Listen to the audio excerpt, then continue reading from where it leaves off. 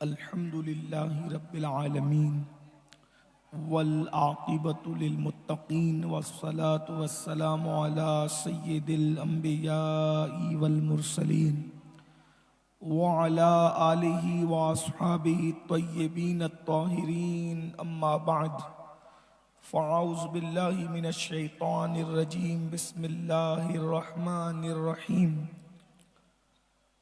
والضحى واللیل اذا سجا ما ودعك ربك وما قلى وللآخرة خير لك من الأولى ولسوف يعطيك ربك فترضى صدق اللہ العظیم۔ غوث اعظم بمن بے سر و ساما مدد قبلہ دین مدد کعبہ ایمان مدد انتظار کرم تست من عینی را اے خدا جو خدا بینو خدا دا مدد بگردہ بے بلا افتادہ کشتی ضعیفانو شکستہ رات و پشتی بحق کے خواجہ عثمان ہارون مدد کن مدد کن مدد کن یا معین الدین چشتی۔ انتہائی احترام و عقیدت کے ساتھ اپنے اور ساری کائنات کے مرکز عقیدت انیس بے کساں چارہ ساز درد مندہ ہم غریبوں کے غم گسار ہم فقیروں کی ثروت شہر یار ارم تاجدار حرم نوبہار شفاعت شب اسرا کے دولہا نوشے بزم جنت دانائے سبل مولائے کل ختم الرسل خسرو خوباں سیاح لامکاں وجہ کن فکاں در اللہ المکنون سر اللہ المخزون عالم ما کانا وما یکون آب و گل انبیاء جانو دل اصفیاء مطلع ہر سعادت مقطع ہر سیادت خلاصہ کائنات فخر موجودات حضور احمد مجتبی محمد مصطفیٰ ارواحنا فدا صلی اللہ تعالی علیہ وآلہ وصحبہ وبارک وسلم کی بارگاہ بے کس پناہ میں جس طریقے سے پڑھاؤں سب مل کر بلند آواز سے پڑھ لیں۔ الصلاۃ والسلام علیک یا رسول اللہ، الصلاۃ والسلام علیک یا نبی اللہ، الصلاۃ والسلام علیک یا حبیب اللہ وعلى آلك واصحابك یا نور اللہ صلی اللہ تعالی علیہ وسلم۔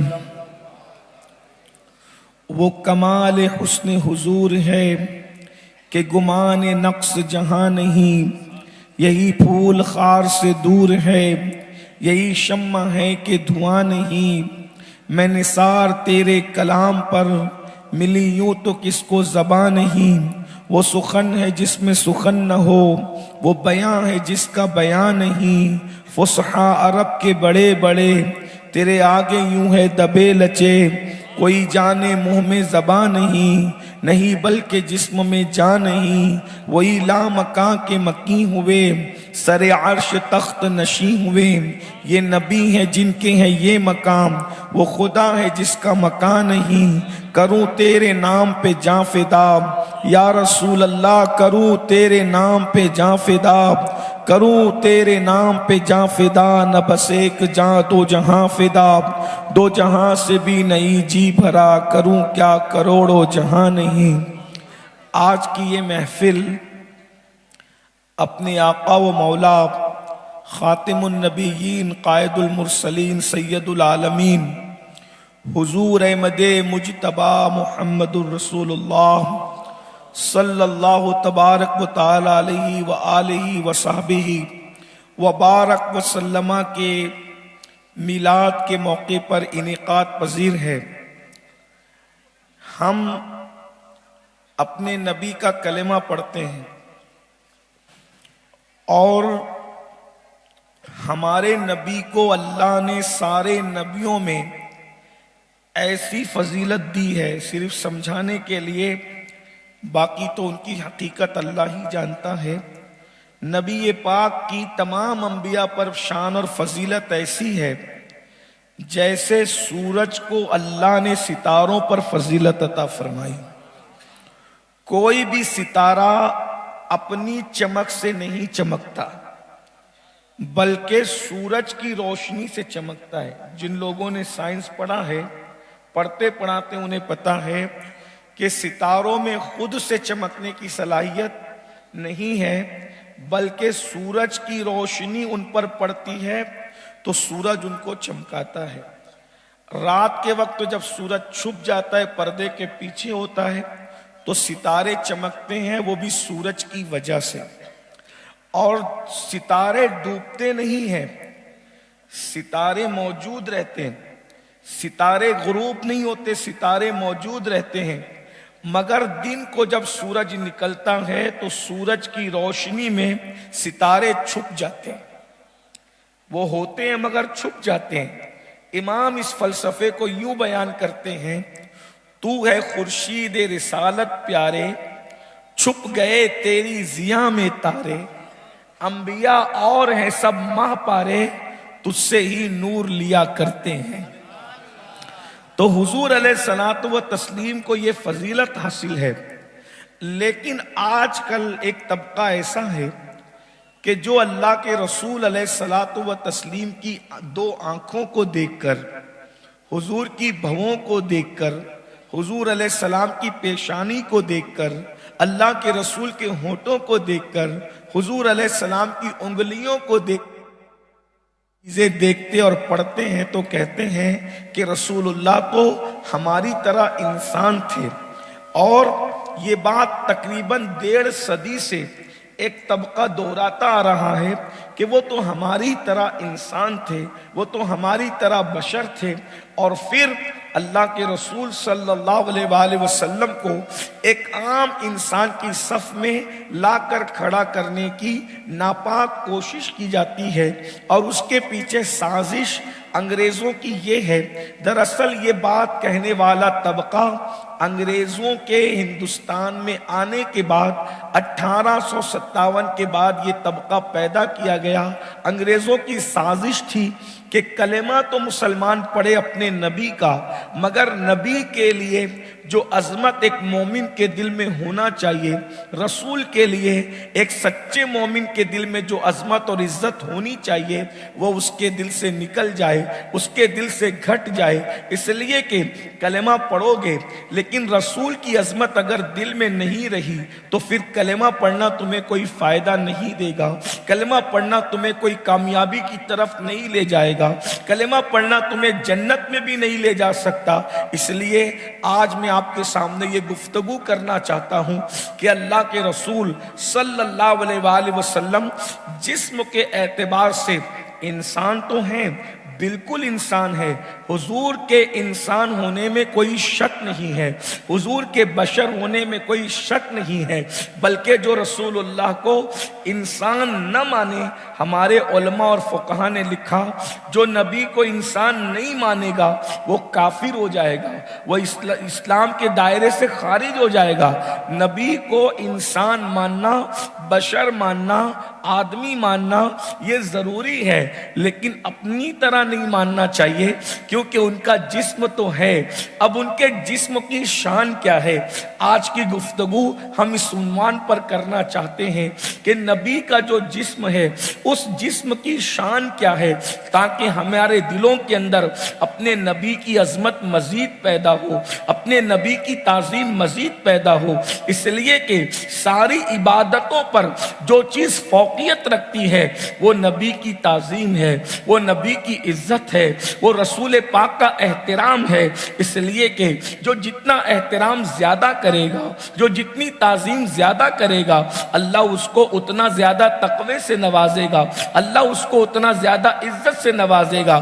آئیے میں آپ کو بتاؤں، رسول اللہ صلی اللہ علیہ وآلہ وسلم کے جو ہاتھ تھے، حضور علیہ السلام کے ہاتھوں میں بھی 5 انگلیاں تھی، ایک انگوٹھا 4 انگلیاں، اس طرح سے حضور کی بھی ہتھیلی تھی۔ لیکن اب آئیے اللہ کے رسول علیہ الصلوۃ والتسلیم کے ہاتھوں کا کمال کیا ہے، آقا علیہ السلام کے ہاتھوں کو اللہ نے کیا شان عطا کی ہے۔ اللہ اکبر۔ میرے اور آپ کے آقا مصطفیٰ کریم رؤوف الرحیم صلی اللہ علیہ وآلہ وسلم جو ہے ایک سفر میں تشریف لے جا رہے ہیں۔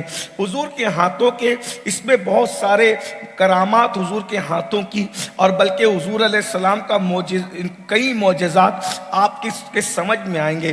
اللہ کے رسول علیہ السلام ایک سفر میں تشریف لے جا رہے ہیں۔ صحابہ کرام نے عرض کیا یا رسول اللہ پانی ختم ہو گیا ہے، پانی ہمارے پاس نہیں ہے۔ آقا علیہ الصلوۃ والتسلیم کی بارگاہ میں جب یہ شکایت کی گئی کہ حضور پانی نہیں ہے، تو اللہ کے رسول علیہ السلام نے فرمایا ٹھیک ہے کوئی بات نہیں۔ پھر میرے آقا علیہ السلام نے مولائے کائنات سید السادات سیدنا علی کرم اللہ تعالی وجہہ الکریم کو اپنے پاس بلایا، اور بلا کر کے فرمایا علی یہ جو ٹیلا نظر آ رہا ہے، پہاڑ جو چھوٹا ہوتا ہے اس کو ٹیلا کہتے ہیں، بڑے کو پہاڑ کہتے ہیں، چھوٹے پہاڑ کو ٹیلا کہتے ہیں، تاکہ بات سمجھ میں آئے۔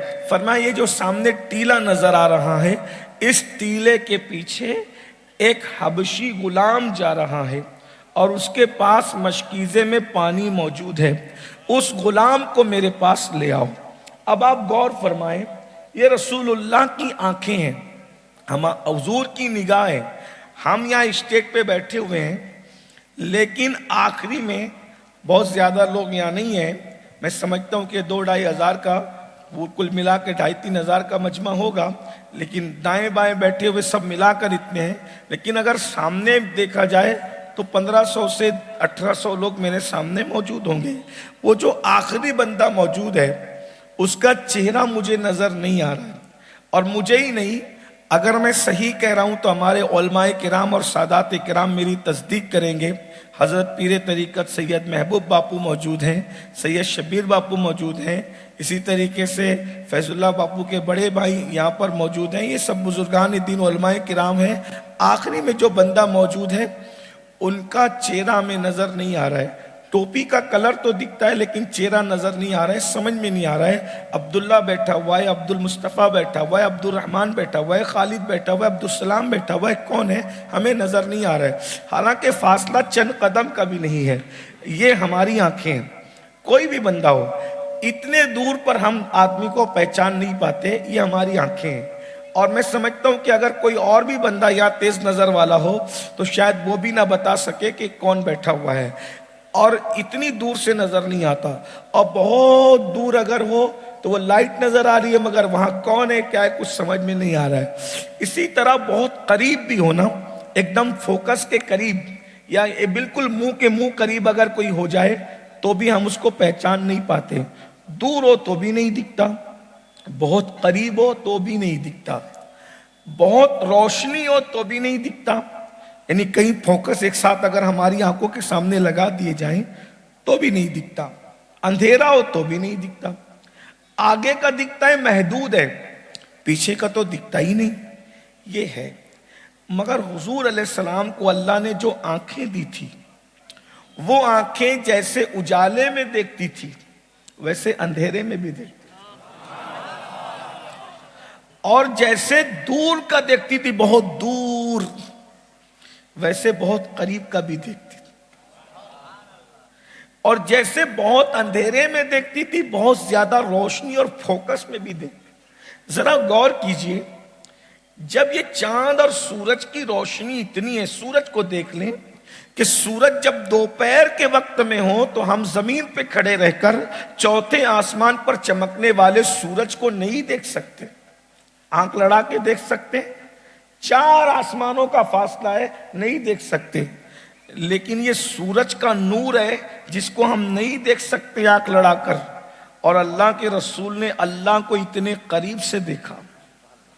جب سورج کا نور اتنا ہے تو سورج کو بنانے والے خدا کے نور کا عالم کیا ہوگا، اور نبی نے کتنے قریب سے دیکھا، تو قرآن کہتا ہے ثم دنا فتدلا فکان قاب قوسین او ادنا، اتنے قریب سے دیکھا کہ 2 بھویں یا ان سے بھی کم کا فاصلہ، کمان کا ترجمہ میں بھویں اس لیے کر رہا ہوں کہ عربی میں کمان بھووں کو بھی کہتے ہیں، بلکہ قرآن کہتا ہے کہ 2 بھویں یا 2 کمان اس سے بھی کم کا فاصلہ رہ گیا، اور اللہ کے رسول نے اللہ کو دیکھا۔ اور یاد رکھنا، جو بہت روشنی ہوتی ہے تو آدمی کی آنکھیں بند ہونے لگتی ہے، آدمی آنکھیں بند کرنے لگتا ہے، اور آنکھیں جلدی جلدی سے اس کی جو ہے وہ مچمچانے لگتی ہے، وہ پلکوں کو جلدی جلدی سے کام لیتا ہے۔ لیکن قرآن کہتا ہے ما زاغ البصر وما طغى، اللہ کے رسول اللہ کو ٹکٹکی باندھ کر دیکھتے رہے، حضور نے پلک بھی نہیں جھپکائی اور خدا کا دیدار کرتے رہے۔ سبحان اللہ، سبحان اللہ۔ ان کے دیکھنے کا یہ عالم ہے، نے یہ عطا فرمائی ہے۔ بہرحال میرا عنوان معراج شریف نہیں، میں یہ عرض کر رہا تھا، پہاڑ کے پیچھے جا رہا ہے بندہ، پہاڑ کے پیچھے، ٹیلے کے پیچھے، اور وہ اس کا نسب بھی نبی کو پتا ہے، اس لیے کہ فرمایا کہ حبشی جا رہا ہے۔ نمبر 1 یہ نبی کی شان ہے۔ دیکھیے ہم نے نبی کی شان کو بھلایا ہے، نبی کی عظمت کو بلایا۔ ہم جو دنیا میں ذلیل ہو رہے ہیں اس کی سب سے بڑی وجہ یہ عظمت رسول کو ہم نے بلایا ہے۔ دنیا میں جتنے احترام کے قابل لوگ ہیں سب کا ہم احترام کرتے ہیں، لیکن نبی کے بعد سب کا احترام کرتے ہیں، سب نبی کے بعد ہیں۔ اور میں کہتا ہوں سب نبی کے غلام ہیں، سب غلام ہیں نبی کے۔ صدیق اکبر جیسا شخص نبی کا غلام ہے، فاروق اعظم جیسی ہستی نبی کے غلام ہیں۔ جس کے غلام اتنے بڑے ہوں اس امام سید العالمین کی شان کیا ہوگی۔ مولا مشکل کشا سیدنا علی مرتضیٰ اپنا تعارف خود کراتے کہتے ہیں انا عبید من عباد محمد، کہ میں محمد الرسول اللہ کے غلاموں میں سے ادنا غلام ہوں۔ ذرا اندازہ فرمائے کہ جب علی مرتضیٰ اپنے آپ کو غلام کہے اور کیا کہے، میں ان کا ادنا غلام ہوں۔ جن کے غلاموں کی شان کا عالم یہ ہے اس امام سید الانبیاء، لیکن افسوس مسلمانوں جس کا کلمہ پڑھتے ہو اس کی عظمت آج ہمارے بچوں کو بھی نہیں پتا ہے۔ ہمارے بچوں کو ہم نے کلمہ تو پڑھایا، یہ لمحہ فکریہ ہے۔ آج لوگ کہتے ہیں کہ بچے مرتد ہو رہے ہیں، میں نے کہا کلمہ پڑھایا، کلمے والے رسول کا تعارف کیا کرایا۔ اگر ہم اپنے نبی کا تعارف کرا دیتے تو بچے کبھی مرتد نہیں ہوتے، بچے کبھی مرتد نہیں ہوتے۔ کلمہ پڑھا رہے ہو ہاں، اور بہت پھولتے ہو کہ ہم نے اپنے بچوں کو 2 سال کی عمر میں کلمہ یاد کرا دیا۔ ارے کلمہ یاد کرانے سے کچھ نہیں ہوگا، کلمہ جس کا پڑھا رہا ہے پہلے اس نبی کو دل میں بٹھانے کی کوشش کر۔ لوگ مرتد کیوں ہو رہے ہیں؟ اس لیے کہ ان کو چمک دمک دوسری جگہ زیادہ نظر آ رہی ہے۔ اگر ہم نے اپنے نبی کی شان بتا دی ہوتی تو ان کو پتا چلتا کہ دنیا میں جتنی چمک دمک ہے، اللہ اکبر، یہ سب آنکھوں کا دھوکہ ہے۔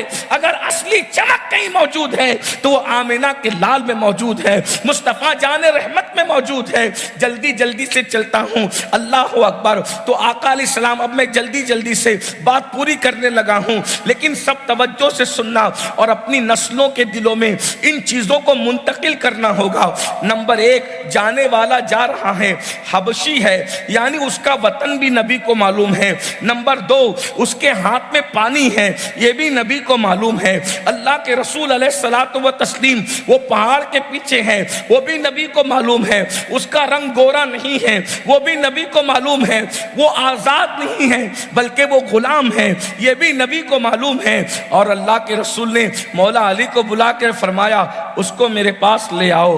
مولا علی نے یہ نہیں کہا کہ یا رسول اللہ وہ تو پہاڑ کے پیچھے کا معاملہ ہے، آپ کو کیسے پتا یہ سب چیزیں؟ کیونکہ وہ علی تھے۔ نبی پر اعتراض جاہل کرتا ہے، عالم نہیں کرتا۔ اور علی باب مدینۃ العلم تھے، جو جتنا بڑا عالم ہوگا وہ نبی کو اتنا زیادہ جانے گا۔ ارے جو کوفہ کے منبر پہ بیٹھ کے کہتا ہے کہ سلونی سلونی، مجھ سے جو چاہو پوچھ لو، میں تمہیں ہر سوال کا جواب دوں گا۔ اب یہاں بات آ گئی تو میں ایک بات اور عرض کر دوں، بھائی بخاری پڑھ کے آدمی علامہ بنتا ہے، مسلم پڑھ کے علامہ بنتا ہے، ترمذی پڑھ کے علامہ بنتا ہے، ابن ماجہ پڑھ کے علامہ بنتا ہے، فتاووں کی کتاب پڑھ کر کے علامہ بنتا ہے۔ لیکن اس دور میں نہ بخاری تھی، نہ مسلم، نہ ترمذی، نہ ابن ماجہ، تو مولا علی کیسے اتنے بڑے عالم بن گئے؟ بھئی کوئی تو کیسے بنے عالم؟ اب پڑھنے سے آدمی عالم بنتا ہے نا، لیکن آئیے علی عالم کیسے بنے؟ لوگوں نے پوچھا مولا آپ سے جو سوال کرتے ہیں آپ ہر سوال کا جواب دے دیتے ہو، کبھی آپ کسی سوال کے جواب میں نہ نہیں کہتے۔ غور کیجئے، مولا علی کا حال یہ تھا کہ علی پاک نے کسی سوال کے جواب میں نہ نہیں کہا۔ جب سب علم والے رک گئے وہاں بھی علی کی زبان چلی۔ ایک بات مجھے یہاں یاد آئی، کہاں کہاں چلی مولا علی کی زبان؟ علم کیا تھا؟ حضرت سیدنا تمیم داری انصاری، بڑا نام ہے صحابہ کی دنیا میں، حضور علیہ السلام نے ان کو اپنی انگوٹھی دی تھی اور انگوٹھی دے کر کے کہا تھا کہ تمیم قیامت کے دن انشاءاللہ اسی انگوٹھی کے ساتھ تو مجھ سے ملاقات کرے گا، اور فرمایا کہ میرے بعد تو بہت کچھ دیکھے گا۔ اتفاق کی بات یہ، وقت یہاں نہیں ہے وہ پوری داستان سنانے کا، صرف اشارہ دے کر کے آگے بڑھ رہا ہوں، کبھی یاد دلائیے گا تو حضرت تمیم داری انصاری کی پوری زندگی بیان کریں گے۔ لیکن تمیم داری انصاری حضور کے پردہ فرمانے کے بعد ان کو اٹھا لیا گیا، اشارہ دے رہا ہوں ابھی میں، ورنہ بہت لمبی آدھا پون گھنٹہ لگ جائے گا اس میں اور میں اپنے عنوان سے رہ جاؤں گا۔ تو تمیم داری انصاری کو زمینوں کی سیر کرائی، یہ نیچے طبق میں زمینیں ہیں، وہ زمینوں کی سیر کرائی، سمندروں کے جزیروں کی سیر کرائی گئی۔ اس میں برسوں بیت گئے، اتنے برس نکل گئے کہ ان برسوں میں حضرت تمیم داری انصاری کے بال، اب ظاہر سی بات ہے زمینوں کے نیچے ہیں تو وہاں کوئی حجام تو رہتا نہیں ہے کہ بال کٹیں اور وہ ہو، تو تمیم داری انصاری کے بال بڑھ گئے، داڑھی بڑھ گئی۔ جب وہ واپس لوٹ کر مدینہ منورہ آئے تو کوئی ان کو پہچان نہیں پایا، حتیٰ کہ ان کی بیوی بھی ان کو پہچان نہیں پائی۔ اور جب آپ گئے تھے گھر سے نکل کے تو آپ کے جو بچے چھوٹے چھوٹے تھے وہ بچے آپ کے جوان ہو گئے، ان بچوں کو بچے ہو گئے جب آپ واپس لوٹ کر کے آئے۔ یعنی گئے تھے تو بچے چھوڑ کے گئے تھے، واپس آئے تو بچوں کو بچے ہو گئے۔ بیوی نے جب تمیم داری انصاری کو دیکھا تو کہا یہ کون شخص میرے گھر میں گھس آیا، اس کو نکالو۔ اب دور فاروقی، فاروق اعظم کا زمانہ، فاروق اعظم کا جلال کہ بغیر اجازت کسی بھی عورت کے گھر میں کون گھسا، لا اس کو سزا دیں۔ تو آئے تو بال بڑے، داڑھی بڑی، کپڑے پھٹے ہوئے، بکھرے ہوئے بال۔ آپ نے کہا کہ تجھے سزا دی جائے گی، تو گھر میں کیسے گھس گیا؟ تو مولا کائنات کے پاس یہ مقدمہ پہنچایا گیا، آپ کیا فرماتے ہیں؟ تو مولا علی نے فرمایا یہ ضرور تمیم انصاری ہے،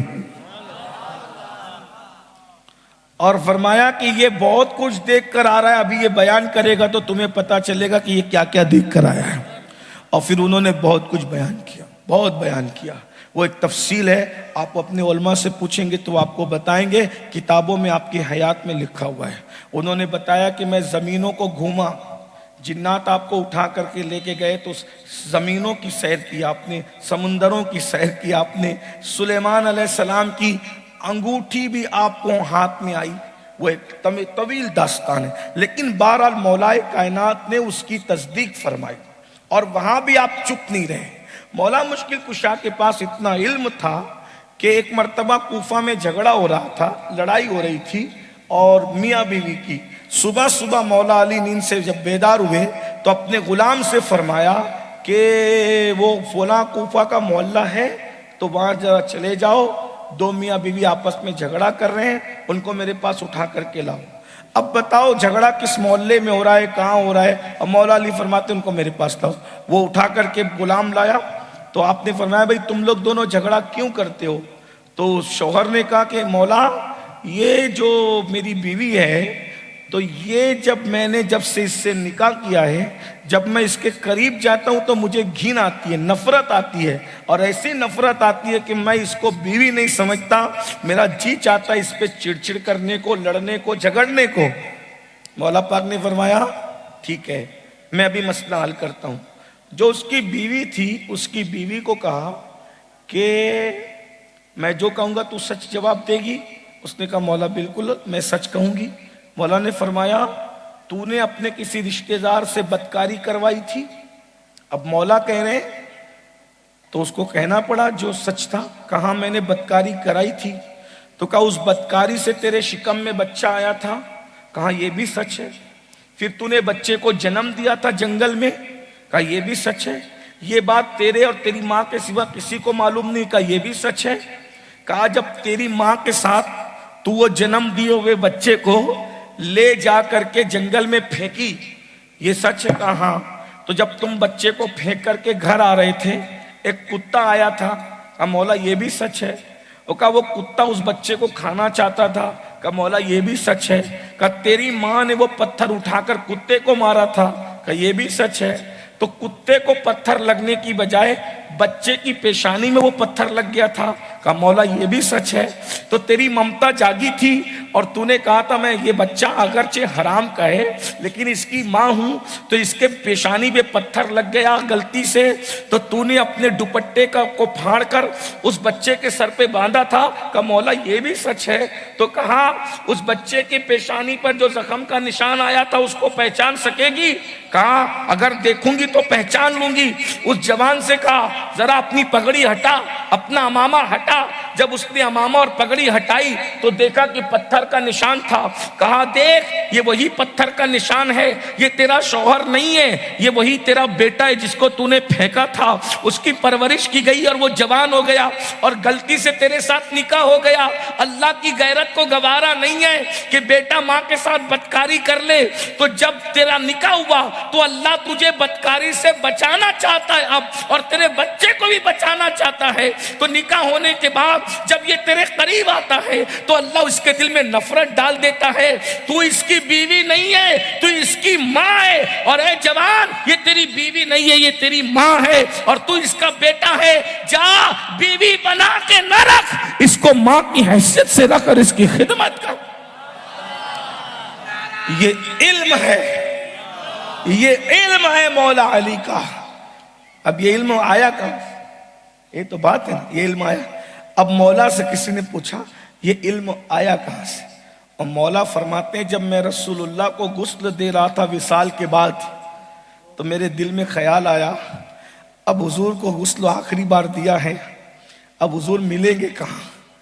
تو میں نے کیا کیا، نبی کی پلکوں پر جو پانی جمع تھا، نبی کی بھووں میں جو پانی جمع تھا اور نبی کی ناف میں جو پانی جمع تھا، میں نے اس کو اپنے منہ سے چوس لیا۔ وہ نبی کا گسالہ پینے کی برکت ہے کہ اللہ نے مجھے اتنا بڑا عالم بنا دیا۔ جس کے جسم کا قطرہ چوس کر علی اتنے بڑے عالم بنتے ہیں، جب ان کے قطرے کا پانی لگنے والے قطرے کا یہ عالم ہے تو علم مصطفیٰ کا عالم کیا ہوگا، نبی کے علم کی شان کیا ہوگی۔ اللہ اکبر، اندازہ فرمائے۔ تو بہرحال میں عرض یہ کر رہا تھا کہ وہ غلام ہے، حضور یہ بھی جانتے ہیں۔ مولا نے کوئی اعتراض نہیں کیا کہ مولا جانتے تھے کہ حضور کا علم کیا ہے۔ مولا اس کے پاس گئے، اس سے کہا کہ چل تجھے میرے آقا بلا رہے ہیں۔ اس نے کہا تیرا آقا کون ہے؟ میں نہیں جانتا، میں تو اپنے آقا کو جانتا ہوں، میں کسی کا غلام ہوں، اس نے پانی لینے کے لیے بھیجا، میں پانی لے کے جا رہا ہوں، اگر تاخیر ہوگی تو وہ ناراض ہوگا مجھے مارے گا۔ کہا وہ ساری ذمہ داری میری ہے لیکن تجھے چلنا پڑے گا کیونکہ میرے آقا نے بلایا۔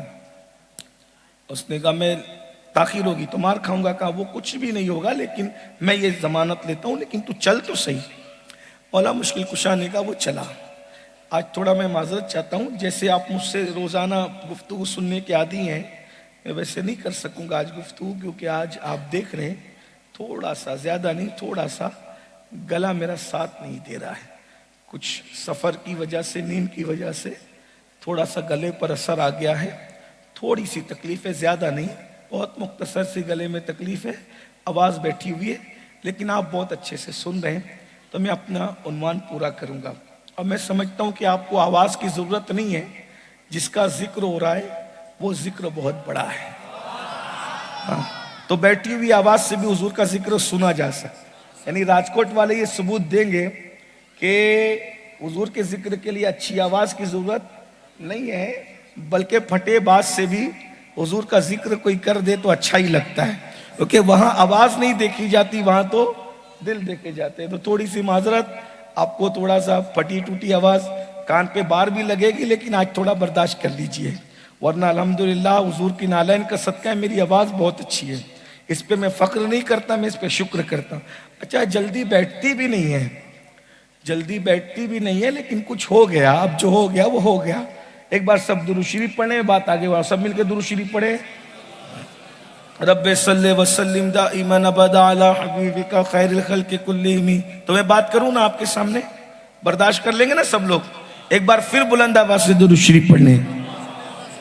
اللہ رب محمد صلی اللہ علیہ وسلم، نحن عباد محمد صلی اللہ علیہ وسلم، وعلی ذبی و آلہ ابد الدہور و کرم، صلاۃ و سلام علیک یا سیدی یا رسول اللہ وعلی آلک و اصحابک یا حبیب اللہ۔ تو مولا مشکل کشا نے فرمایا کہ تجھے چلنا ہوگا۔ اب وہ جو غلام تھا حبشی غلام، وہ آیا، اب وہ جیسے ہی حضور کے سامنے آیا وہ حیرت میں پڑ گیا، اس لیے کہ صحابہ کہتے ہیں حضور اتنے خوبصورت تھے، اتنے حسین و جمیل تھے اللہ کے رسول صلی اللہ علیہ وآلہ وسلم، کہ جو حضور علیہ السلام کو پہلی مرتبہ دیکھتا تھا وہ ہیبت میں پڑ جاتا تھا۔ حضور کے حسن اور خوبصورتی کا عالم یہ تھا، لوگ حیران رہتے تھے کہ کوئی اتنا بھی خوبصورت ہو سکتا ہے، کوئی اتنا بھی جمال والا ہو سکتا ہے، کسی کا حسن اتنا زیادہ ہو سکتا ہے، لوگوں کا حال یہ ہوتا تھا۔ تو حضور کو کی خوبصورتی دیکھ کر لوگ ہیبت میں پڑ جاتے تھے، لیکن جب اللہ کے رسول کے قریب آتے تھے تو پھر حضور ہی کے ہو کر کے رہ جاتے تھے۔ وہ غلام پہلی مرتبہ حضور کو دیکھتا ہے، اس پر ہیبت طاری ہو جاتی ہے، حضور کی خوبصورتی کو دیکھ کر، حضور کے جمال کو دیکھ کر، حضور کے حسن کو دیکھ کر، پھر میرے آقا علیہ السلام فرماتے ہیں اے شخص تیرے پاس پانی ہے، اس کٹورے میں پانی تھوڑا سا اونڈیل۔ اس نے کہا مجھے جلدی جانا ہے، میرا آقا مجھے مارے گا اگر میں دیر سے چاہوں گا۔ آقا نے فرمایا وہ سب کچھ کوئی فکر مت کر، تو پانی ڈال۔ اس نے ایک کٹورے میں پانی ڈالا، اب پانی ڈالا، حضور علیہ الصلوۃ والتسلیم نے اسی کے سامنے، صحابہ کرام رضوان اللہ تعالی علیہ مجمعین سب جمع تھے، کٹورے میں حضور نے اپنا ہاتھ ڈالا، اور ہاتھ ڈالا تو آقا نے پھر صحابہ کو بلایا آتے جاؤ اور پانی لیتے جاؤ، آتے جاؤ پانی۔ اب کٹورے میں، ایک کٹورے میں پانی ہے اور صحابہ کرام اب کٹورے سے پانی لے کر جا رہے ہیں۔ اب کوئی اپنا مشکیزہ بھر رہا ہے، کوئی اونٹوں کو پلا رہا ہے، کوئی گھوڑوں کو پلا رہا ہے۔ ایک کٹورا پانی حضور نے ہاتھ رکھا اور اس پانی دیتے جا رہے ہیں، سب پانی لیتے جا رہے ہیں۔ لوگ دیکھ رہے ہیں کہ حضور، اب وہ غلام بھی دیکھ رہا ہے، تو وہ دیکھ کر حیران ہے کہ کٹورے بھر پانی سے مشکیزہ کیسے بھر سکتا ہے، کیونکہ میں نے تھوڑا سا پانی کٹورے میں ڈالا، کٹورا بھر گیا، اب اس میں انہوں نے ہاتھ رکھا اور لوگ مشکیزہ بھر رہے، اونٹوں کو پلا رہے۔ اونٹ کی خاصیت ہوتی ہے کہ اونٹ پیاس پر پیتا بھی ہے، اور اللہ نے اس کو یہ شان دی ہے اونٹ کو کہ اس کے پیٹ میں پانی کو سیو کرنے کی، پانی کو جمع کرنے کی ایک صلاحیت بھی ہے، اسی لیے اونٹ بہت دنوں تک پیاسا رہ سکتا ہے کہ وہ پانی کو اپنے پیٹ میں اسٹور کرتا ہے، جمع کرتا ہے، اور جب اس کو پیاس لگتی ہے تو وہ نکال کر کے پیتا رہتا ہے۔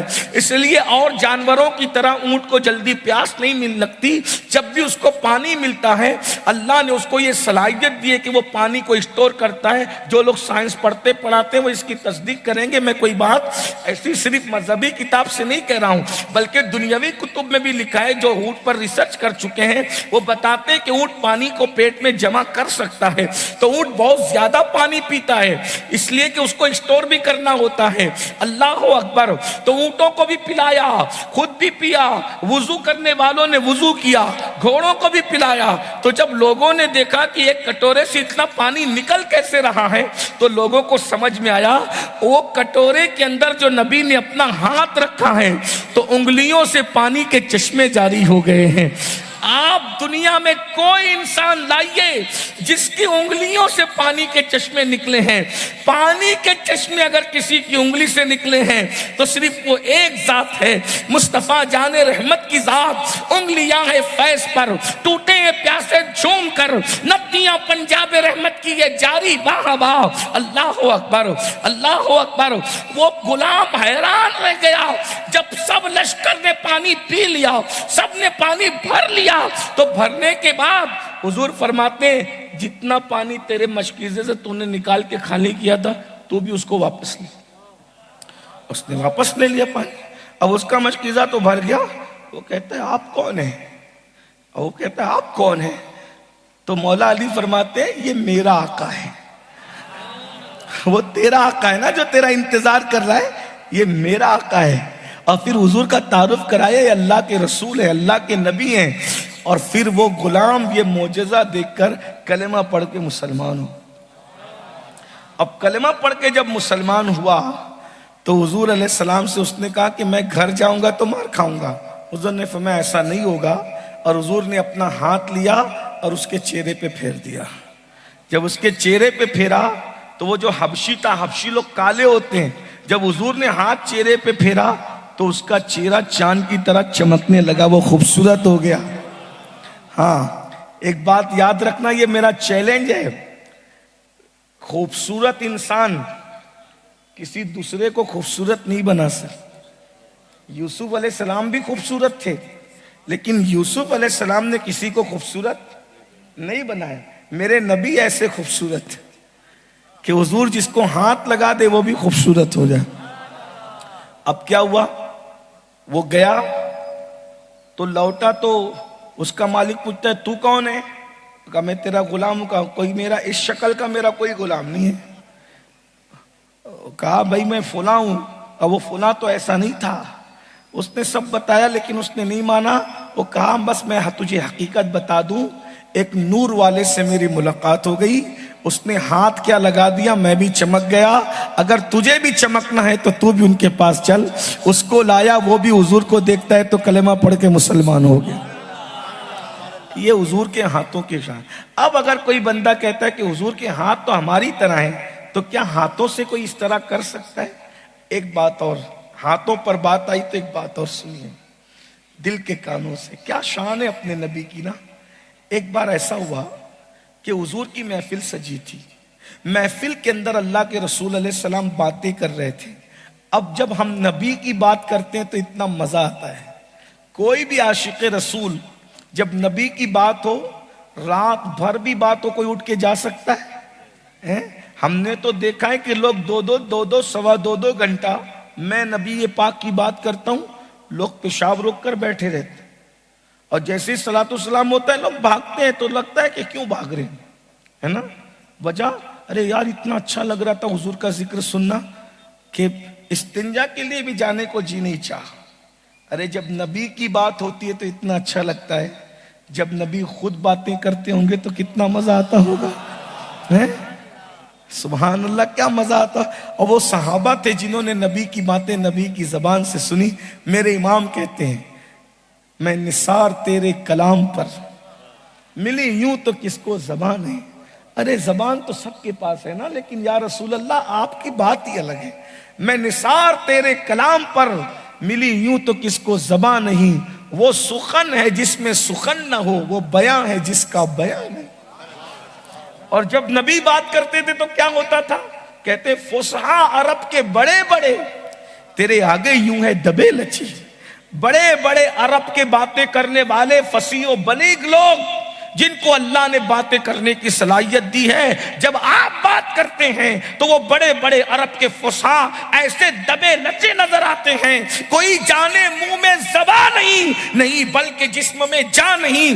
عرب کے بڑے بڑے فصحاء آپ کی بات کو سن کر ایسے خاموش ہو جاتے ہیں، ایسا لگتا ہے جیسے ان کے منہ میں زبان نہیں ہے. ارے نہیں، بلکہ یہ لگتا ہے ان کے بات سننے کے انداز سے کہ جیسے لوگوں کے جسم سے جان نکل گئی ہے، لوگوں کو حرکت کرنے کی بھی جو ہے وہ موقع نہیں ملتا. یوں لگتا ہے جیسے لوگوں کے جسم سے جان نکل گئی ہے. بلکہ ایک مقام پہ فرماتے ہیں وہ گل ہے لبہائے نازک ان کے، وہ گل ہے لبہائے نازک ان کے، ہزار جھڑتے ہیں پھول جن سے، ہزار جھڑتے ہیں. ایسا لگتا تھا بات کرتے وقت کہ لبوں سے پھول جھڑ رہے ہیں. نبی ایسے آہستہ سے بات کرتے تھے، ایسا لگتا ہے جیسے موتی جھڑ رہے ہیں، جیسے پھول جھڑ رہے ہیں. اللہ اکبر. تو جب بات کرتے تھے تو اتنا اچھا لگتا تھا. وہ گل ہے لبھائے نازک ان کے، ہزار جھڑتے ہیں پھول جن سے، گلاب گلشن میں دیکھے بلبل، یہ دیکھ گلشن گلاب میں ہے۔ اللہ اکبر۔ حضور باتیں کر رہے تھے، صحابہ بیٹھے بیٹھے بیٹھے حضور کا کلام سن رہے تھے۔ ہائے ہائے، ان کی باتیں اتنی اچھی ہے جب وہ باتیں کرتی ہوں۔ یہ ہمیں شرف ملے گا، نبی کے پاس بیٹھ کے نبی کی باتیں سننے کا شرف ملے گا۔ کہاں ملے گا؟ انشاءاللہ جب ہم جنت میں جائیں گے تو نبی کے ساتھ رہیں گے۔ ایک میرے بھائی نے، کوئی ساتھی تھا، ایک ساتھی نے، بھائی نے مجھ سے پوچھا کہ دنیا بنانے کا سید کیا فائدہ ہے؟ دنیا بن گئی پھر ختم ہو جائے گی، کیا فائدہ؟ میں نے کہا فائدہ تو بہت ہے اس کا، اور تیرے دماغ میں نہیں آئے گی، لیکن ایک بات سمجھ لیں، اللہ نے دنیا اس لیے بنائی تاکہ اللہ چھٹائی کر دے، چھانٹنا چاہتا اللہ، دنیا بنائی چھانٹنے کے لیے، کیونکہ اللہ پاک ہمیشہ اپنے محبوب کے ساتھ اپنے بندوں کو رکھنا چاہتا ہے۔ تو جو نبی پہ ایمان لایا اور جس نے نبی سے وفاداری کی، وہ پھر ہمیشہ جنت میں نبی کے ساتھ رہے گا۔ ابھی ہم لوگ محفل سجا کے بیٹھے تو یہ محفل ہم نبی کو دیکھے بغیر کر رہے ہیں، جب جنت میں محفل سجے گی تو نبی کو دیکھتے جائیں گے اور نبی کی شان بیان کرتے جائیں گے۔ کتنا مزہ آئے گا، نبی کے ساتھ بیٹھیں گے۔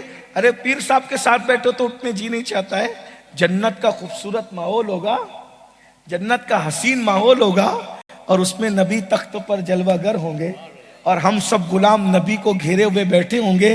اور اگر نبی کرم فرما دے، کسی بھی غلام کا نام لے کہیں گے اٹھو محبوب میرا ذکر میں، مجھے دیکھے بغیر کرتے تھے، آج مجھے دیکھتے جاؤ میرا ذکر کر۔ امین القادری تو اٹھ، مجھے بغیر دیکھے میرا ذکر کرتا تھا، اب دیکھتے جا اور ذکر کرتا جا۔ احمد رضا تو اٹھ، مجھے دیکھے بغیر کہتا تھا زمین و زمان تمہارے لیے، مکین و مکان تمہارے لیے، چنین و چنا تمہارے لیے، بنے دو جہاں تمہارے لیے، دہن میں زباں تمہارے لیے، بدن میں ہے جان تمہارے لیے، ہم آئے یہاں تمہارے لیے، اٹھے بھی وہاں تمہارے لیے، اشارے سے چاند چیر دیا، چھپے ہوئے خور کو پھیر لیا، گئے ہوئے دن کو عصر کیا، یہ تاب و تما تمہارے لیے، سبا وہ چلے کہ باغ پھلے، وہ پھول کھلے کہ دنوں بھلے، لوا کے تلے سنا میں کھلے، ہماری زبان تمہارے لیے۔ ارے جنت میں نبی اور ہمیشہ رہیں گے، وہاں کوئی ہٹانے والا نہیں رہے۔ ارے یہاں آؤ، سید لوگ بیٹھے ہوئے، علماء بیٹھے ہوئے، مسافہ کر کے دو بات کرو تو یہ والنٹیئر لوگ کہے چلو بھائی ہٹو ہٹو ہٹو یہاں سے، چلو ابھی ٹائم کم ہے کہ نہیں ہے نا؟ ایسے ہی یہاں ہٹا دیتے ہیں۔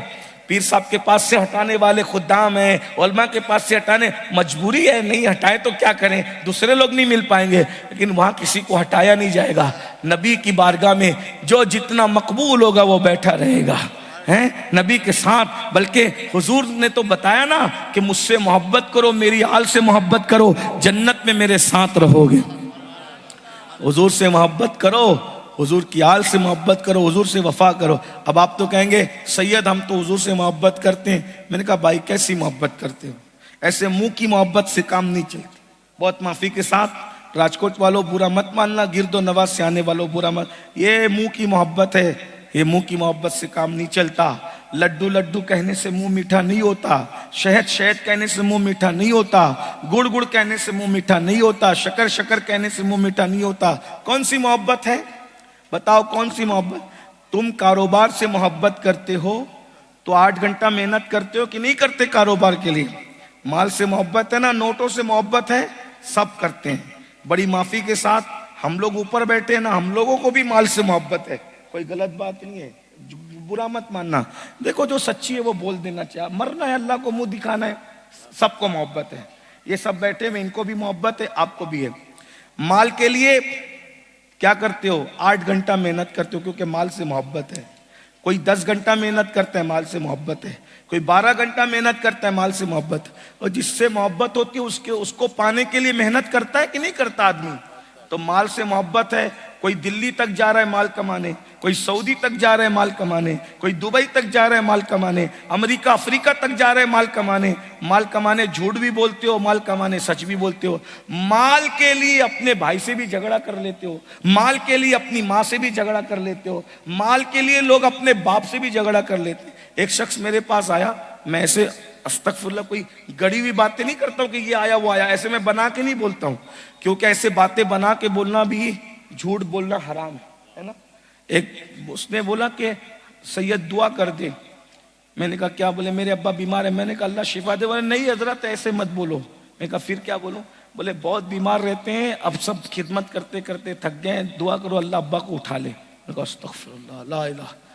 بڑی ہمدردی سے بول رہا تھا ابا کی تکلیف دیکھی نہیں جاتی۔ میں نے کہا ظالم تو ایسا بیٹا ہے اپنے باپ کو مرنے کی دعا کرتا ہے؟ بولے حضرت تکلیف دیکھی نہیں جاتی۔ تو میں نے کہا تکلیف دیکھی نہیں جاتی تو یہ دعا کروانا کہ اللہ تکلیف دور کرے، کہ انہی کو اٹھا لے۔ بہت سے جاہل ایسے کہتے ہیں نا اللہ ان کو چلتے پھرتے اٹھا لے، بہت بڈھے ہو گئے اٹھا لے۔ تو کیا ایسا مت، ہنسنے کی بات نہیں، دکھ کی بات۔ اپنے ماں باپ کا مرنے کا سوچنے والوں بہت بڑے نقصان میں ہو۔ ماں باپ اگر بستر پہ پڑے بھی رہے، بات بھی نہ کر سکے، ایک جھلک دیکھ لو پیار سے، مقبول حج کا ثواب۔ لوگ زندگی میں ایک حج کرتے ہیں، تم ایک دن میں کروڑوں حج کا ثواب کما سکتے، اور ایسے لوگوں کو تم اٹھنے کی بات کرتے ہو، اچھی بات نہیں۔ اور یاد رکھو تم اپنے ماں باپ کے لیے جو سوچتے ہو اس سے بدتر سوچ تمہاری اولاد تمہارے لیے سوچے گی، اور تم اپنے ماں باپ کے لیے جتنا بہتر سوچتے ہو اس سے بہتر سوچ انشاءاللہ تمہاری اولاد تمہارے لیے سوچے گی۔ اس لیے اپنے ماں باپ کے ساتھ بہتر کرو۔ بہت ساری عورتیں وہ ان کا تصور رہتا ہے کہ جلدی ساس مرے، ساسو ماں بولتی ہے لیکن اس کے دماغ میں گھومتا رہے سب ایسا نہیں ہوتے، لیکن ساس مرے کیوں؟ بہت تکلیف دیتی ہے۔ میں ایک بات عورتوں سے کہتا ہوں، بہنوں سے، دنیا سے اگر تکلیف دینے والے لوگ ختم ہو جائیں تو ہمارا درجہ بلند ہونا ختم۔ تکلیف دینے والے لوگ ہونا دنیا میں ضروری ہے، اس کا فائدہ بہت ہے۔ دوستوں سے وہ فائدہ نہیں ہے جو فائدہ دشمنوں سے اور تکلیف دینے والوں سے۔ اگر تمہیں دشمنوں کی فضیلت پتہ چل جائے تو تم اپنے دشمنوں کو دعا دو۔ ام المومنین سیدہ عائشہ صدیقہ کی ایک کنیز تھی جو آپ کو بہت ستاتی تھی، بہت ٹینشن دیتی تھی، بہت دکھ دیتی تھی، بہت پریشان کرتی تھی۔ ایک دن وہ کنیز آپ کو چھوڑ کر چلی گئی تو حضرت عائشہ صدیقہ رونے لگی۔ لوگوں نے پوچھا امی جان کیوں رو رہی ہیں؟ فرمایا وہ مجھے ستاتی تھی، وہ مجھے چھوڑ کے چلی گئی۔ کہا اچھا ہوا نا چلی گئی؟ ہم کہتے ہیں نا کہ چلو بغیر دوا کے بیماری چلی گئی، اچھا ہوا نا، اتنا ٹینشن دیتی تھی، دکھ دیتی تھی۔ کہا نہیں، تم ظاہر دیکھ رہے ہو، میں رسول اللہ کا فرمان دیکھ رہی ہوں۔ کہا نماز، روزہ، حج، زکوٰۃ کسی نفلی عبادت سے وہ ثواب نہیں ملتا جو کسی کے ستانے پر صبر کرنے میں اللہ ثواب عطا فرماتا ہے۔ آپ کیا سمجھتے ہو؟ ستانے پر صبر کرو تو ولی بن جاؤ۔ داتا صاحب فرماتے ہیں، داتا علی حجویری فرماتے ہیں، داتا علی حجویری جو غوث پاک سے بھی پہلے پیدا ہوئے، غوث پاک سے پہلے ان کا وصال ہوا، لاہور کی سرزمین پہ ان کا مزار ہے۔ ان کے مزار پہ غریب نواز نے 40 دن تک چلا کیا، ارے سب غریب نواز کے مزار پہ جاتے ہیں، غریب نواز جس کے مزار پہ گئے ہوں گے وہ ولی کی شان کا عالم کیا ہوگا۔ اور 40 دن چلا کر کے غریب نواز کو جو فیض ملا، غریب نواز وہ فیض بیان کرتے ہیں، گنج بخشے فیض عالم مظہر نور خدا، گنج بخشے فیض عالم مظہر نور خدا، ناقص آرا پیر کامل، کامل آرا رہنما۔ اور غریب نواز اپنی مرضی سے نہیں گئے، جب غوث پاک کے مزار پر گئے بغداد شریف میں تو اندر سے آواز آئی معین الدین تم ہندوستان جا رہے ہو، وہاں اللہ کا ایک شیر رہتا ہے، اس کے مزار پر ضرور حاضری دینا۔ غریب نواز نے پوچھا مراقبہ کر کے، سرکار وہ کون اللہ کا شیر ہے جس کے مزار پر میں حاضری دوں؟ تو فرمایا لاہور میں علی حجویری رہتا ہے، وہ اللہ کا شیر ہے، اس کے مزار پہ ضرور جانا۔ غوث پاک حکم دے جس کے مزار پہ جانے کے لیے، اور غریب نواز کے گنج بخش فیض عالم مظہر نور خدا، کہ یہ فیض کا خزانہ ہے اور یہ اللہ کا نور ہے۔ ناقص آرا پیر کامل، کامل آرا رہنما، یہ ناقصوں کے لیے کامل پیر ہے، اور جو کامل ہو جائے اس کے لیے رہنما ہے، جسے دنیا داتا علی حجویری کہتے ہیں۔ گنج بخش فیض عالم، گنج بخش غوث پاک جس کے مزار کی رہنمائی کرے، غریب نواز جہاں جا کر چلا کرے، گنج بخش فیض عالم مظہر نور خدا، ناقص آرا پیر کامل، کامل آرا رہنما۔ سرکار داتا حجویری فرماتے، وہ داتا صاحب فرماتے ہیں کہ اللہ جب کسی کو اپنا ولی بنانا چاہتا ہے، ولی کیسے بنتے ہیں؟ ایک طریقہ یہ بھی ہے، حق ہو کرنے کا بھی ایک طریقہ ہے، الا اللہ کرنے سے بھی ولی بنتے، سنتوں پہ عمل سے بھی، لیکن ایک ولی بننے کا جو شارٹ کٹ طریقہ ہے وہ بتا رہے داتا صاحب۔ فرماتے جب اللہ کسی کو ولی بنانا چاہتا ہے تو اس کا ایک مخالف پیدا کر دیتا ہے۔ اس کو کہا بزرگوں نے کہ اللہ اس پر ایک فرعون مسلط کر دیتا ہے، اس کا ایک دشمن ہوتا ہے، اس کا ایک دشمن جو اس کی برائی کر کر کے اس کو گالیاں دے دے کر ستاتا رہتا ہے، اور یہ صبر کرتا ہے، جواب نہیں دیتا۔ دیکھو آپ تو سمجھتے ہیں کہ دشمن تو میرے بھی ہے، اللہ اپنے ولی پر ایک فرعون مسلط کرتا ہے، مجھ پر تو 50 مسلط کیے ہیں، لیکن میں بھی ولی۔ لیکن آپ ولی کیوں نہیں؟ کیونکہ کوئی اینٹ مارتا ہے تو آپ پتھر مارتے ہو، کوئی آپ کو اگر کہہ دے معاذ اللہ ایک گالی تو آپ اس سے بڑی 2023 کی نئی گالی دیتا ہے، 2 سال پرانی، تو تم 2025 کی لیٹسٹ گالی دیتے ہے نا۔ کیسے ولی بنو گے؟ ولی کیسے بنتا ہے وہ سنو۔ داتا صاحب فرماتے ہیں کہ اللہ اس پر ایک فرعون مسلط کرتا ہے، اور وہ فرعون اس کی برائی کرتا رہتا ہے، اور وہ کوئی جواب نہیں دیتا، صبر کرتا ہے، اور اسی صبر کی وجہ سے اللہ اس کو مقام ولایت عطا فرما دیتا ہے۔ مطلب کیا ہے؟ اگر ساس کے تانوں پر بہو چپ رہنا سیکھ لے تو وہ بہو مقام ولایت پر فائز ہو جائے۔ جٹھانیوں کے غیبت کرنے اور تانا دینے پر اگر اللہ کی رضا کے لیے دیورانی چپ رہنا سیکھ لے، اللہ مرنے سے پہلے اس کو کوئی نہ کوئی مقام عطا کر دے۔ اگر ننن کے ستانے پر بھاوت صبر کرنا سیکھ لے تو وہ صبر نفلی نماز اور روزہ وہاں تک نہیں پہنچاتا، لوگوں کی اذیتوں پہ صبر کرنا وہاں پہنچاتا ہے۔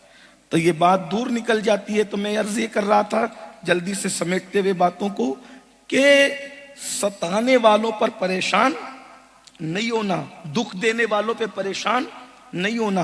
تو لوگ جو ہے وہ ماں باپ کے بارے میں ایسا سوچتے ہیں، ان کو ایسا نہیں سوچنا چاہیے۔ تم جیسا کرو گے تمہارے ساتھ ویسا۔ ارے دشمن کے بھی مرنے کا مت سوچو، ماں باپ کے مرنے کا سوچتے ہو تو بات دور نکل گئی۔ میں کیا کہہ رہا تھا کہ اگر تم رسول اللہ سے سچی محبت کرو گے تو جنت میں حضور کے ساتھ کتنا مزہ آئے گا۔ اب آپ کہتے ہیں کہ ہم محبت کرتے ہیں، میں نے کہا میرے بھائی تمہیں مال سے محبت ہے، مال کے لیے 8 گھنٹہ 12 گھنٹہ 14 گھنٹہ محنت کرتے ہو۔ نبی سے محبت ہے تو نبی کے لیے کبھی محنت کی؟ مال کمانے کے لیے 8 گھنٹے اور اعمال کمانے کے لیے 10 منٹ کوئی نکالتا ہے؟ نماز پڑھنے کے لیے 10 منٹ ملتے نہیں ملتے مولانا، ٹائم ہی نہیں ہے۔ مال کے لیے ٹائم ہے، جو چھوڑ کے جائے گا اس کے لیے ٹائم ہے، اور جو قبر میں لے جائے گا اس عمل کے لیے ٹائم ہے، کسی کے پاس ٹائم ہے۔ جب ہم لوگوں کو بولتے ہیں بھئی 500 مرتبہ درود شریف پڑھو، 500 بار، ارے 10 منٹ لگتا ہے بھئی 500 بار پڑھنے میں۔ صلی اللہ علیہ وآلہ وسلم یہ سب سے مختصر درود ہے، 500 بار پڑھو گے 10 منٹ، 1000 بار پڑھو گے 20 منٹ۔ جو نبی پوری زندگی ہمارے لیے مغفرت کی دعا کرتے رہے، ہم اس نبی کے لیے 10 منٹ نہیں نکال سکتے۔ اور اگر 1000 بار درود پڑھنے لگو گے تو ہوگا کیا؟ 1500 سالہ نبی کا جشن منا رہے ہو، نبی کے لیے 20 منٹ نہیں ہے۔ جو دھوکے باز دوست ہوٹل پہ لے کے بیٹھتے تو 3 گھنٹہ ان کے ساتھ بیٹھ جاتے ہو، جو تمہاری میت میں بھی نہیں آئیں گے ایسے دھوکے باز، ان کے لیے اتنا ٹائم، بیوی بچوں کے لیے ٹائم، سب کے لیے ٹائم، نبی کے لیے 20 منٹ درود پڑھنے کے لیے نہیں۔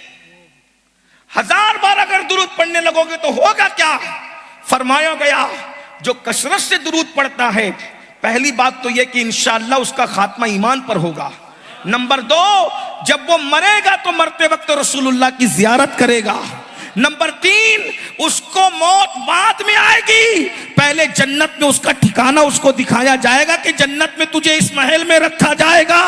نمبر 4، اس کی قبر کو، اس کی قبر کی مٹی اس کو نہیں کھائے گی، یعنی اس کا جسم قبر میں صحیح سلامت رہے گا، بلکہ انشاءاللہ اس کا کفن بھی میلا نہیں ہوگا۔ زمین میلی نہیں ہوتی، زمن میلا نہیں ہوتا، محمد کے غلاموں کا کفن میلا نہیں ہوتا۔ اور سرکار نظمی فرماتے ہیں وارث نبی ہوں میں، کہتے ہیں آقا علیہ السلام کی شان بیان کر، کہتے ہیں کہ وارث علی ہوں میں اور عاشق نبی ہوں میں، میلا ہونا پائے گا حشر تک کفن میرا۔ درود پڑھو روزانہ صلی اللہ علیہ وآلہ وسلم، یہ مختصر درود ہے، تمہارے ٹینشن دور ہوں گے، روزی عزت کی روزی ملے گی، جو سوچو گے وہ ہوگا۔ درود پڑھ کے دیکھو، ہر درد کی دوا ہے صلی علی محمد، تعویذ ہر بلا ہے صلی علی محمد۔ بچیاں کہتی ہیں مجھے رشتے نہیں آتے، کوئی وظیفہ دو، میں نے کہا درود پڑھو، جب درود پڑھنے سے نبی مل جاتے تو رشتے کی اوقات کیا ہے؟ درود پڑھنے سے اللہ ملتا ہے تو روزی کی حیثیت کیا ہے؟ ارے رزاق ملے گا روزی، درود پڑھ کے تو دیکھو۔ درود پڑھتے نہیں، کہتے نبی سے محبت ہے، ارے نبی سے محبت ہے تو تیرے موبائل میں زنا کی فلمیں کیسی ہے؟ جب نبی سے محبت ہے تو تجھے فلم دیکھنے کا ٹائم کیسا ہے؟ درود پڑھنے کا ٹائم نہیں، فلم دیکھنے کا ٹائم ہے، نعت سننے کا ٹائم نہیں، گانے سننے کا ٹائم ہے۔ یہ سب منہ کی باتیں، زبانی باتوں سے کچھ نہیں ہوتا۔ میں آپ کو مایوس کرنے نہیں آیا، لیکن اپنے آپ کو چیک کرو، ہم زبانی باتیں کرتے ہیں۔ لوگ کہتے ہیں ہم نبی کے دور میں ہوتے تو یہ کر لیتے وہ کر لیتے۔ ارے میرے بھائی، ابھی تو فجر کے لیے 10 منٹ گھر چھوڑ کے مسجد نہیں جاتا، تو گھر چھوڑ کے میدان جہاد میں کیا جا سکتا تھا؟ احد میں کیا جاتا؟ بدر میں کیا جاتا؟ خندق میں کیا جاتا؟ خیبر میں صحابہ نے پیٹ پہ پتھر باندھ کر کے خندقیں کھودی ہیں، صحابہ کرام نے اپنے بچے لٹا دیے، اپنا گھر لٹا دیا۔ کتنی عورتیں بیوہ ہوئی ہے تب دین ہمارے گھر تک پہنچا، کتنے بچے یتیم ہوئے تب دین ہمارے گھر تک۔ آج ہمیں دین کی کوئی اہمیت نہیں ہے، شادیاں ہو رہی ہے تو اس میں ڈی جے بجا کر کے ناچ رہے ہیں۔ مسلمان ہو کر جو مشرکین ہیں ان کے تہوار میں جا کر تم گانے گاتے ہو، ناچتے، تمہیں شرم نہیں آتی؟ تمہاری گھر کی بچیاں جاتی ہیں، تمہیں شرم نہیں آتی؟ مجھے بتاؤ تو صحیح، نبی کے دل پہ کیا گزرتی ہوگی جب ہماری بچیاں جاتی ہوگی، جب وہ کھیلنے کے لیے، ناچ گانے کے لیے دوسروں کے مشرکین کے تہوار میں، رسول اللہ کے دل پہ کیا گزرتی؟ نبی جو ہیں مر کے مٹی میں ملنے والی ہستی نہیں ہے، نبی تو زندہ ہے اور ہماری جانوں سے زیادہ قریب ہے۔ ارے جب نبی کا غلام قبر میں زندہ ہے تو نبی کی شان کیا ہے؟ نبی تو پھر نبی ہے، نبی تو پھر نبی۔ لوگ کہتے ہیں قبر میں کوئی کیسے سلامت رہ سکتا ہے؟ میں نے کہا آسان سی بات ہے، کسان جو ہے وہ گیہوں کا دانہ زمین میں ڈالتا ہے، بعض دانوں کو زمین کھا جاتی ہے اور بعض دانوں کو زمین کھاتی نہیں بلکہ اس سے پودا نکلتا ہے۔ تو اللہ کی شان ہے، اللہ جس گیہوں کے دانے کو بچانا چاہے تو اللہ اس کو بچا لیتا ہے، زمین اس کو کھا نہیں پاتی۔ جب اللہ گیہوں کے دانے کی اس طرح حفاظت کرتا ہے تو اللہ اپنے محبوبوں کی کیسی حفاظت کرتا ہوگا؟ یہ بات عقیدے کی ہے، اللہ پر ایمان لاؤ، یقین مضبوط کرو۔ تو اللہ نے جو دنیا بنائی اس کا مختصر جواب یہ کہ دنیا میں لوگوں کو چھانٹیں، اللہ چھانٹ رہا ہے۔ اور جنت میں کتنے جائیں گے وہ سن لیں۔ یہ جو سوچتے ہو نا کہ نماز نہیں پڑھو پھر بھی جنت میں جائیں گے، بہت معافی کے ساتھ آپ کو بری لگتی ہے میری باتیں کچھ لوگوں کو، کچھ لوگ میری بات کا مذاق کے دیکھو، وہ کہہ رہا تھا کہ مسلمان جنت میں نہیں جائے گا۔ میں نے کہا میں نے ایسا نہیں کہا، لیکن اتنا ضرور کہتا ہوں کہ جنت باپ کی جاگیر نہیں ہے۔ لوگ یہ سمجھتے ہیں نا نماز نہیں پڑھیں گے تو جنت میں جائیں گے، حرام سود کے دھندے کریں گے تو بھی جنت میں جائیں گے، عورتوں کے ساتھ پاپ کی نظریں ڈالیں گے تو بھی جنت میں جائیں گے۔ یہ جنت اتنی سستی نہیں ہے۔ میرے آقا نے فرمایا، صحابہ کرام نے پوچھا حضور جنت میں کتنے لوگ جائیں گے؟ آقا فرماتے ہیں 100 لوگ آئیں گے تو 99 جہنم میں جائیں گے، ایک جنت میں جائے گا۔ یعنی جنت میں بہت بڑی تعداد نہیں ہے، یہ بھی سن لیجیے، یہ حدیث پاک ہے۔ یعنی 99% لوگ جہنم میں ہیں اور 1% لوگ جنت میں ہیں، اس کی تفصیل ہے۔ اب اپنے آپ کو چیک کرو، داڑیاں رکھی نہیں جاتی نا، نبی کے عشق میں داڑیوں کا بوجھ نہیں اٹھا سکتے اور عاشق رسول ہیں۔ میں یہ نہیں کہہ رہا ہوں کہ تم جہنمی ہو، استغفر اللہ، میں کون ہوتا ہوں کسی کو جنتی اور جہنمی کہنے والا؟ مجھے کوئی حق نہیں، میں اپنے بارے میں نہیں جانتا، میں تمہیں کیا بتاؤں؟ یہی تو رونا ہے۔ آپ سمجھتے کیا ہو جنت کو؟ یہ جو تمہیں ہتھیلی پہ جنت دکھاتے تمہارے دشمن ہیں۔ میں بہنوں سے بھی کہہ دیتا ہوں، میری بہنوں، اگر تم یہ سمجھتی ہو نا کہ رمضان شریف کے روزے نہیں رکھوں گی اور میں 10 بیویوں کی کہانی پڑھ کے جنت میں چلی جاؤں گی، تو میں بڑی معذرت کے ساتھ کہنا چاہتا ہوں، خدا کے لیے دین سمجھو، خدا کے لیے دین سمجھو۔ اگر آپ عاشورہ میں میک اپ کر کے میلے میں جاتی ہے تو سیدہ فاطمہ الزہرا آپ کا ہاتھ پکڑ کے آپ کو جنت میں کیسے، اس دن تمہاری میک اپ کرنے کی ہمت کیسی ہوتی؟ میں تو یہی سوچتا ہوں، عاشورہ کے دن مسلمانوں کی بیٹیاں، بیویاں، بہویں آخر میک اپ کیسے کر لیتی ہے؟ میں کہتا ہوں وہ دن سیدہ فاطمہ کی آنکھوں میں آنسو تھے، وہ دن سیدہ زینب کی آنکھوں میں آنسو تھے، اس دن سیدہ شہربانوں کا سہاگ اجڑا تھا، اس دن علی اکبر کے سینے پر گھوڑے دوڑ رہے تھے، اور مسلمان عاشق رسول، عاشق اہل بیت کہلا کر یہ ان کی عورتیں بن سنور کرنے، اور تم بھی بن سنور کے، کیا دن آ گئے؟ تو کہتے ہیں عاشق رسول۔ میں نے کہا دوست کے گھر میت ہوتی ہے تو آدمی میک اپ نہیں کرتا، نبی کا خاندان پورا کے پورا کٹ گیا، اور وہ دن تم نے میک اپ کا دن بنایا، دھوم مچاتے ہو اور بہت دھمال ڈالتے ہو۔ میں نے کہا یہ تو قیامت میں کھلے گا میرے بھائی، کون سچا حسینی تھا اور کون یزیدی تھا۔ بڑی معذرت کے ساتھ برا مت ماننا، 8-10 مٹکے گھر کے سامنے رکھ کر کوئی حسینی نہیں ہوتا۔ حسینیت اتنی آسان نہیں ہے۔ حسینیت تو یہ ہے کہ سب کچھ لٹا کر بھی انتظار کیا جاتا ہے، یار سے کہا جاتا ہے کہ بتا تو ہم سے راضی ہے کہ نہیں، تو یار کی طرف سے ندا آتی ہے تو نے تو حق ادا کیا بندگی کا، اب تو بتا کہ تو راضی ہے کہ نہیں۔ خدا بندے سے خود پوچھے بتا تیری رضا کیا؟ ارے وہ عاشق تھا جس نے سب کچھ لٹا دیا۔ آج گھروں کا حال دیکھو، صبح ہوتی ہے تو پہلے ٹی وی کھلتا ہے، اپنے آپ میں ہاتھ مت اٹھانا، صرف اپنے آپ میں ڈوب کر سوچو آج سے پہلے قرآن ہاتھ میں کب لیا تھا؟ وہ بتا، کب پڑھا تھا قرآن آج سے پہلے؟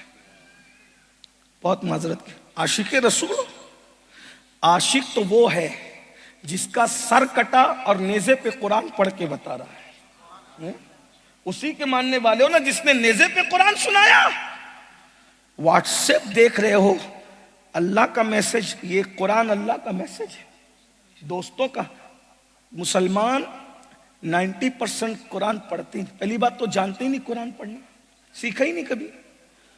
کمپیوٹر سیکھ لیا، 25 سال لگا دیے ڈگریاں حاصل کرنے، اللہ سب کی کتاب پڑھی، اللہ کی کتاب بھی پڑھی کیا؟ مشکل ہے۔ 1 مہینہ کوئی اچھے حافظ جی کے پاس بیٹھ جائے قرآن پڑھنا، اس کو 1 مہینے میں قرآن پڑھنا آسان ہے، قرآن یاد کرنا پڑھنا۔ بیٹھو، جب بڑی عمر میں بائک سیکھ سکتے ہو، بڑی عمر میں کار سیکھ سکتے ہو، سب بڑی عمر میں، قرآن بڑی عمر میں سیکھنے میں شرم کیوں آتی ہے؟ مرنے سے پہلے سیکھ لو۔ بزرگوں نے فرمایا جس نے قرآن پڑھنا نہیں سیکھا قیامت کے دن وہ اندھا اٹھے گا، اندھا۔ پہلے ایسا تھا کہ رشتے، ہمارے یہاں تھا، آپ کے یہاں پتہ نہیں کیا گجرات کا ماحول کیا تھا نہیں معلوم، ہمارے یہاں جب پہلے رشتے آتے تھے تو پہلے سوال یہ کیا جاتا تھا کہ بچی قرآن پڑھنا جانتی ہے کہ نہیں، بچہ قرآن پڑھنا جانتا ہے کہ نہیں۔ آج وہ سوال ہی نہیں ہوتا، کیونکہ قرآن سے آپ کو دلچسپی کیا ہے؟ قرآن تو تیجے میں پڑھ لو، چہلم پہ پڑھ لو، فاتحہ کے ٹائم پڑھ لو، ختم ہے بات۔ قرآن سے کیا رشتہ ہے؟ قرآن تیجے اور چہلم پہ پڑھنے کی کتاب صرف نہیں ہے، قرآن روز پڑھنے کی کتاب، روز پڑھو قرآن۔ اللہ نے اپنے محبوب کو حکم دیا، محبوب جو آپ پر ہم نازل کرتے ہیں آپ اس کی تلاوت کیجیے۔ اللہ کے رسول روز قرآن پڑھ، صرف پڑھتے نہیں تھے، صحابہ کو کہتے تھے مجھے پڑھ کے سناؤ، صحابہ حضور کو پڑھ کے سناؤ۔ اگر جب تک قرآن پڑھنا نہیں آتا، اچھے قاری انٹرنیٹ پہ موجود ہے، انٹرنیٹ پہ بہت کچھ دیکھتے ہو، 10 منٹ قرآن، میں یہ نہیں کہہ رہا کہ پورا 1 پارہ پڑھو، پورا 3 پارہ پڑھو، پورے یہ نہیں، اللہ توفیق دے تو کرو، کم سے کم ایک صفائی سن لو، جب تک نہیں آتا تھوڑا تلاوت سن لو، مزہ آئے گا۔ اللہ کے کلام اللہ کا کلام ہے۔ ابھی میں اینڈ کر دوں گا بات کو، بات طویل ہو رہی ہے، میں بات پوری کرتا ہوں۔ تو اللہ چھانٹنے کے، یہ دنیا اللہ نے چھانٹنے کے لیے بنائی، چھانٹتا ہے۔ کتنے کو جہنم میں ڈالے گا؟ حدیث ہے، میں حدیث پڑھ رہا ہوں، حوالہ دینا میرا کام ہے، حدیث پڑھ رہا ہوں۔ 100 لوگ آئیں گے تو 99 جہنم میں جائیں گے، ایک جنت میں۔ اسی لیے سرکار غوث اعظم جیسے لوگ روتے تھے، غوث پاک جیسے لوگ کس لیے روتے تھے؟ اللہ عبد القادر کا خاتمہ ایمان پہ فرما۔ آپ کیا سمجھتے ہیں؟ ایمان پہ خاتمہ آسان نہیں ہے۔ یہ جو جنت کے ٹھیکیدار بن کے بیٹھے ہو نا، داڑیاں مڈاتے رہیں گے، گالیاں دیتے رہیں گے، عورتوں پہ ظلم کرتے رہیں گے، پڑوسیوں کو ستاتے رہیں گے، لوگوں کا دل دکھاتے رہیں گے، پھر بھی مولانا اپنی جنت نہیں جاتی۔ جنت آپ کے ہاتھ میں نہیں ہے، جنت اپنے ہاتھ میں نہیں ہے۔ مقرر کا کام تقریر کرنا ہے، جنت نہیں بانٹ سکتا۔ جو مقرر جنت بانٹ رہا ہے سمجھ لو وہ آپ کے ساتھ فراڈ کر رہا ہے۔ نعت خاں کا کام نعت پڑھنا ہے، جنت بانٹنا نہیں۔ اگر کوئی نعت خاں تمہیں جنت کا جو ہے وہ ہاتھ پہ ہتھیلے پہ جنت بتا رہا ہے، بڑی معذرت کے ساتھ، چاہے میں سمجھتا ہوں کہ یہ جلسے میں آپ مجھے دوبارہ اگر ناراض ہو تو نہ بلائیں، مجھے کوئی پرابلم نہیں ہے، کیونکہ یہ تقریر کرنا میرا دھندا بزنس نہیں ہے۔ لیکن اللہ کی قسم اٹھا کے کہتا ہوں، اگر کوئی پیر بھی آپ کو جنت بانٹ رہے نا، میں پیروں کا بہت احترام کرتا ہوں، سارے پیروں کی جوتیاں میرے سر پر ہے، لیکن میں یہ سچی بات کہہ جاؤں، اگر کوئی پیر بھی آپ کو جنت بانٹ رہا ہے، بڑی معذرت کے ساتھ وہ آپ کو دھوکہ دے رہا ہے۔ پیر کا کام جنت بانٹ۔ جب پیران پیر ایمان پہ خاتمے کے لیے ہماری تعلیم کے لیے رو رہے، پیران پیر جس کی ٹھوکر سے مردہ زندہ ہوتے، اگر میں لوگوں کو جنت بانٹنے لگوں کہ میں پیر ہوں، دھوکہ ہے، بہت دھوکہ ہے۔ آپ پیر، اور میں پیران پیر کے رونے کی بات کر رہا تھا، اگر بات آ گئی تو میں بات کہہ دوں، اگر آپ ناراض نہ ہو تو۔ اللہ اکبر۔ امام حسن بصری، توجہ سے، امام حسن بصری، امام حسن بصری، عنوان میرا یہ نہیں ہے، لیکن بات آئی تو آج بہنیں دیکھ لیں، پردہ نہیں گھروں میں۔ اللہ کے رسول فرماتے ہیں جو عورت مردوں کے سامنے بے پردہ جاتی ہے اللہ اس پہ لعنت کرتا ہے۔ پوچھئے ان علماء سے، سادات سے، جس پہ اللہ لعنت کرے گا اس کا حال کیا ہوگا؟ پردے کا سسٹم ہی غائب ہے۔ بلکہ مجھے تو حیرت ہوتی ہے، کچھ علاقوں میں جانے سے کہیں جاؤ تو عورتیں بالکل سامنے آتی، بابا سر پہ ہاتھ رکھ دو۔ بابا کا کام نہیں سر پہ ہاتھ رکھنا، عورتوں کو سب ہر غیر محرم سے پردہ کرنا فرض ہے۔ پتہ نہیں یہ کس نے شروع کر دیا کہ بے پردہ آ کر کے سر پہ ہاتھ رکھنے سے آپ کو کوئی فائدہ نہیں ہوگا۔ یہ بے پردہ مقرر کے سامنے آؤ، سید صاحب کے سامنے آؤ، ناطقہ کے سامنے آؤ، پیر صاحب کے سامنے آؤ، کسی بھی نامحرم کے سامنے بے پردہ ہوگی، ہاتھ رکھنے سے فائدہ نہیں ہوگا، یہ حرام ہے بے پردہ نہ۔ آپ پردے میں رہو، کوئی آپ کے سر پہ ہاتھ رکھے نہ رکھے، کوئی دعا دے نہ دے۔ میرے آقا فرماتے ہیں عورت اللہ کے سب سے زیادہ اس وقت قریب ہوتی ہے جب وہ پردے میں رہتی ہے۔ تم پردے میں رہو گی تو اللہ کا قرب ملے گا۔ بھائی میری بہنوں، پردہ ختم ہے۔ یہ کون سی عقیدتیں؟ جب عورتیں رسول اللہ کے سامنے با پردہ آتی تھی تو اب کون ہے بھائی جس کے سامنے آپ کو بے پردہ آنے کی اجازت مل گئی؟ تلخ ہے۔ مجھے پتا ہے کہ کچھ لوگوں کو یہ باتیں، لیکن ہم اپنی ذمہ داری پوری کر جائیں، کیونکہ مجھے بائیکاٹ سے یا گالی سے ڈر نہیں لگتا۔ میرا مشن یہ ہے، جو پیا کو بھائے اختر وہ سہانا راگ ہے، جس سے ناخوش ہے پیا وہ راگنی اچھی۔ آپ کو خاندان کی بنیاد پر، کسی سلسلے کی بنیاد پر جنت نہیں ملے گی، آپ کو جنت ملے گی شریعت پر عمل کر کے اللہ رسول کو راضی کرنے کی بنیاد پر۔ آپ کسی کے بھی مرید نہیں ہو، آپ پڑھے لکھے بھی نہیں ہو، آپ کچھ بھی نہیں ہو، آپ کا خاندان بھی بڑا نہیں ہے، اگر آپ نے شریعت پر عمل کر کے اللہ رسول کو راضی کر لیا، آپ کی جنت پکی۔ آپ بہت بڑے باپ کی اولاد ہے، بہت بڑے آپ پڑھے لکھے ہیں، بہت مالدار ہیں، یہ ہیں وہ ہیں، آپ نے شریعت پہ عمل نہیں کیا، شریعت کو پیٹ کے پیچھے ڈالا۔ قرآن کہہ رہا ہے وَإِنَّ الْفُجَّارَ لَفِي جَحِيمٍ۔ بس قرآن ہے، اگر قرآن کو مانتے ہو تو سدھر جاؤ۔ یہ جو ڈیجیٹل جوا کھیلتے ہو، اللہ کے رسول فرما رہے ہیں کہ جو جوا کھیلے گا قیامت کے دن اس کا ہاتھ سور کے خون میں رنگا ہوا ہوگا۔ اب جوا تاش کے پتے کی شکل میں ہو، جوا کیرم کی شکل میں ہوا ہو، 2020 پر جوا کھیلا، کسی پر بھی، تم جوا جہاں ہے، جوا کھیلنے والے کا ہاتھ سور کے خون میں رنگا ہے۔ کچھ لوگ کیا کرتے ہیں، جوا بھی کھیلیں گے اور نماز بھی پڑھیں گے۔ مطلب رند کے رند رہے، ہاتھ سے جنت نہ گئی۔ تو اب جوا کھیلنے والوں کی نماز کا کیا؟ اللہ کے رسول فرماتے ہیں جو جوا کھیلنے کے بعد نماز کو جاتا ہے اور وضو کرتا ہے، گویا وہ سور کے خون سے وضو کرتا ہے۔ اللہ کے رسول فرماتے ہیں۔ تو میں بات جو کہنے چلا تھا اس کو سن لے، بات کہیں تو ختم کرنی۔ امام حسن بصری کس کے مرید ہے؟ مولا علی کے مرید۔ کتنا بڑا پیر ملا؟ کتنا بڑا پیر ملا؟ مولا علی کے ڈائریکٹ مرید، اور صرف مرید نہیں، خلیفہ بھی۔ مولا علی یہ جو جنت کے ٹھیکیدار بن رہے ہو نا، خدا کے لیے رحم کر لو۔ مرنے کے بعد پتا چلے گا، مرنے کے بعد پتا چلے گا کہ ہم کہاں ہیں۔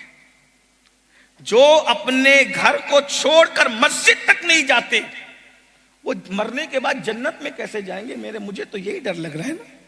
مولا علی کے ڈائریکٹ مرید ہیں، مولا علی کے ڈائریکٹ خلیفہ ہیں، اور ایسے خلیفہ ہیں کہ اللہ کے رسول جب معراج سے واپس آئے تو جو جبہ رسول اللہ نے معراج سے آنے کے بعد مولا علی کو دیا تھا، وہ جبہ مولا علی نے امام حسن بصری کو عطا فرمایا۔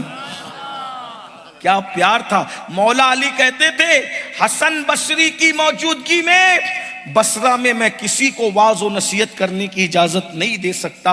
اب سنیے ذرا، بات آ گئی ہے تو، اور پھر میں وہ جو روایت میں نے شروع کی تھی اس کو پوری کر کے میں اپنی بات مکمل کر لوں۔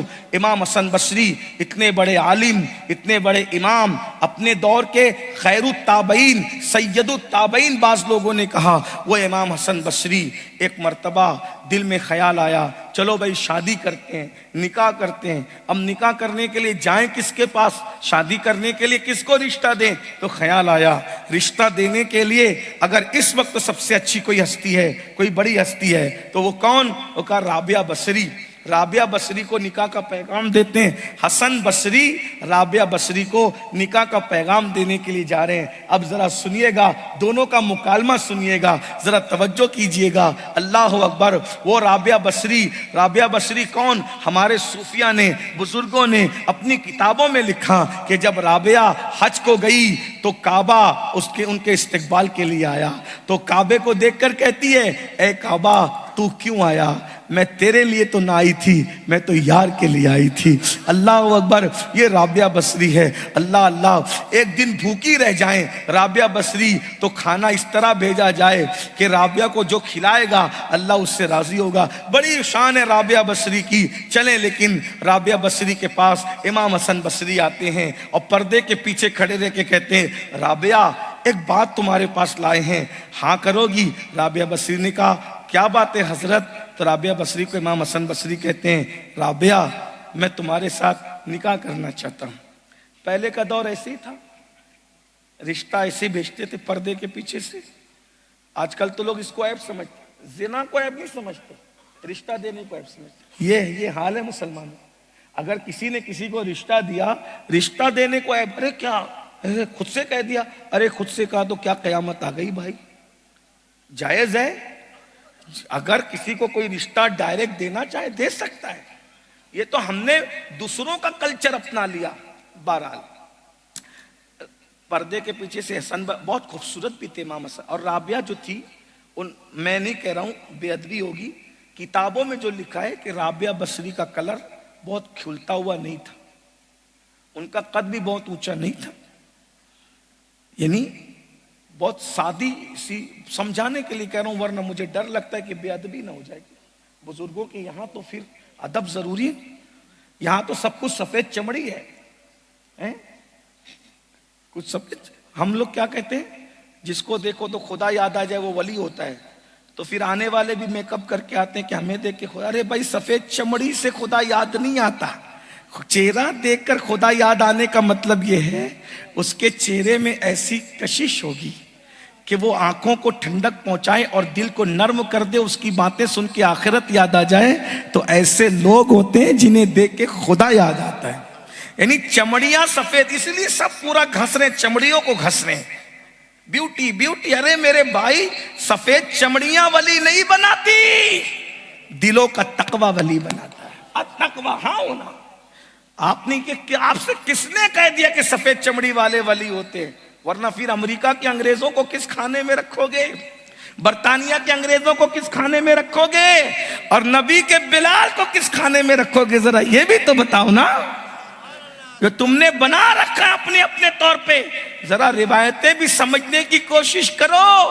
بے شمار اولیاء ہیں جن کے چہرے بہت زیادہ سفید نہیں تھے، لیکن ان کے دل ایسے چمکیلے تھے جو ان کو دیکھتا تھا دیکھتا ہی رہ جاتا تھا۔ وہ قدرتی کشش تقوی کی، وہ اللہ کا نور ہے جو آنکھوں کو ٹھنڈک دیتا ہے، دل کو سرور عطا کرتا ہے۔ ارے نہیں دیکھتے گنبد خضرا کتنا سادہ ہے، نہ لائٹنگ لگی ہے نہ لائٹ لگے ہیں۔ تمہارے مسجدوں کے گنبدوں پر اتنی لائٹنگ ہے لیکن وہ کشش نظر نہیں آتی جو بغیر لائٹ کے اندھیرے میں گنبد خضرا سے کشش پھوٹتی ہے۔ دل کہتا ہے ارے ایک مزار پہ چڑھا ہوا گنبد میں نور کا یہ عالم ہے تو اندر سونے والے کے نور کا عالم کیا ہوگا؟ چمک تجھ سے پاتے ہیں سب پانے والے، میرا دل بھی چمکا دے چمکانے والے، برستا نہیں دیکھ کر ابر رحمت، بدوں پر بھی برسا دے برسانے والے۔ بہت ڈرنا چاہیے اللہ سے، جنت کی ٹھیکیداری نہ کرو، اللہ سے ڈرتے رہو، ایمان پر خاتمے کی فکر کرتے رہو۔ بہرحال مختصر میں سمیٹ کر کہہ دیتا ہوں، امام حسن بصری، اس پر لوگ کلام بھی کرتے ہیں لیکن عبرت کی بات ہے تو میں بیان کر رہا ہوں۔ امام حسن بصری رابعہ بصری سے پردے کے پیچھے سے کہتے ہیں، رابعہ تمہارے ساتھ نکاح کرنے کا ارادہ ہے، کیا تم میرے ساتھ نکاح کرنے کی اجازت دو گی؟ کیا نکاح کرو گی؟ رابعہ نے کہا آپ اتنے بڑے آدمی ہیں، اتنے بڑے امام ہیں، اللہ والے ہیں، آپ کے ساتھ نکاح کون نہیں کرے گا؟ سب کو کرنا چاہیں گے، لیکن میرے کچھ سوال ہے، اگر میرے سوال کا جواب دے دو تو انشاءاللہ میں سوچوں گی۔ کہا بولو رابعہ۔ اب امام حسن بصری کے لیے کیا مشکل تھا جواب دینا، بڑے بڑے مسئلے حل کیے، مولا علی کے شاگرد ہیں، ڈائریکٹ شاگرد ہیں۔ ان کی امی ام المومنین ام سلمہ کی خادمہ تھی، یہ ام المومنین ام سلمہ کے گھر میں پلے بڑے ہیں۔ امام حسن بصری کوئی معمولی، رسول اللہ کے گھر میں ان کی ماں خدمت کرتی تھی، یہ رسول اللہ کے گھر ام المومنین ام سلمہ کے گھر میں پلے بڑے ہیں۔ اللہ اکبر، مولا علی نے خلافت دی، مولا علی نے مرید کیا، نبی کا جبہ دیا۔ اب امام حسن بصری کو رابعہ کہتی ہے کچھ سوال ہے، اگر جواب دے کر مطمئن کر دو تو سوچیں گے نکاح کا۔ کہا کیا ہے؟ اب پہلا سوال یہ ہے کہ رابعہ جنت میں جائے گی کہ جہنم میں جائے گی؟ پہلا پوچھنے والی رابعہ ہے اور جواب دینے والے امام حسن بصری ہے۔ ہم لوگ کتنے بڑے ہیں؟ ارے مولانا اللہ کریم ہے نا، اللہ جنت دے گا، تو امام حسن بصری نہیں کہہ سکتے تھے؟ اللہ کریم ہے، بے شک کریم ہے، مگر قہار بھی ہے نا۔ جب وہ نبی کے بیٹے کو جہنم میں ڈال سکتا ہے، ہم کون ہیں بھائی؟ یہ باتیں کڑوی لگتی ہے نا، لیکن بتاؤ رات کے 3 بجے تک گندی فلمیں دیکھنے والوں، جنت کا ٹکٹ لائے ہو؟ ہر جانے والی عورتوں کو پاپ کی نظر سے دیکھنے والوں، جنت کا ٹکٹ لائے ہو؟ سود کے دھندے کرتے ہو، جوا کھیلتے ہو، حرام کام کرتے ہو، کون سا حرام کام ہے جو مسلم معاشرے میں نہیں ہو رہا ہے؟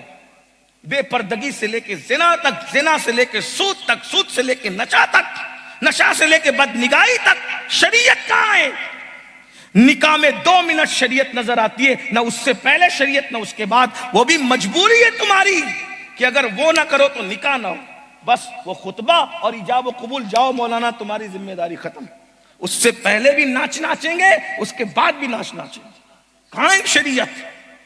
اور وہ بھی مجبور ہو، اگر ایجاب و قبول نہ ہو تو نکاح نہ ہو۔ اسی لیے باپوؤں کو بلاتے ہو، علماء کو بلاتے ہو، چلو آؤ، اور اس کے نہ اس سے پہلے کوئی اہمیت نہ اس کے بعد کوئی اہمیت ہے، شریعت کی کوئی اہمیت؟ میں بہت معذرت کے غصے میں نہیں کہہ رہا ہوں، نشتر جو لگاتا ہے وہ دشمن نہیں ہوتا، یہیں سدھر جاؤ، یہیں سمر جاؤ، ورنہ اللہ کا عذاب بڑا سخت ہے۔ ان بطش ربک لشدید، تیرے رب کی پکڑ بڑی سخت ہے۔ نبی کا بیٹا نوح علیہ السلام جیسے اولو العزم پیغمبر کا بیٹا جب جہنم میں جا سکتا ہے، میری آپ کی اوقات کیا ہے؟ کچھ تو سوچو میرے بھائیوں، میری بہنوں، کچھ تو سوچو، دین پر آؤ۔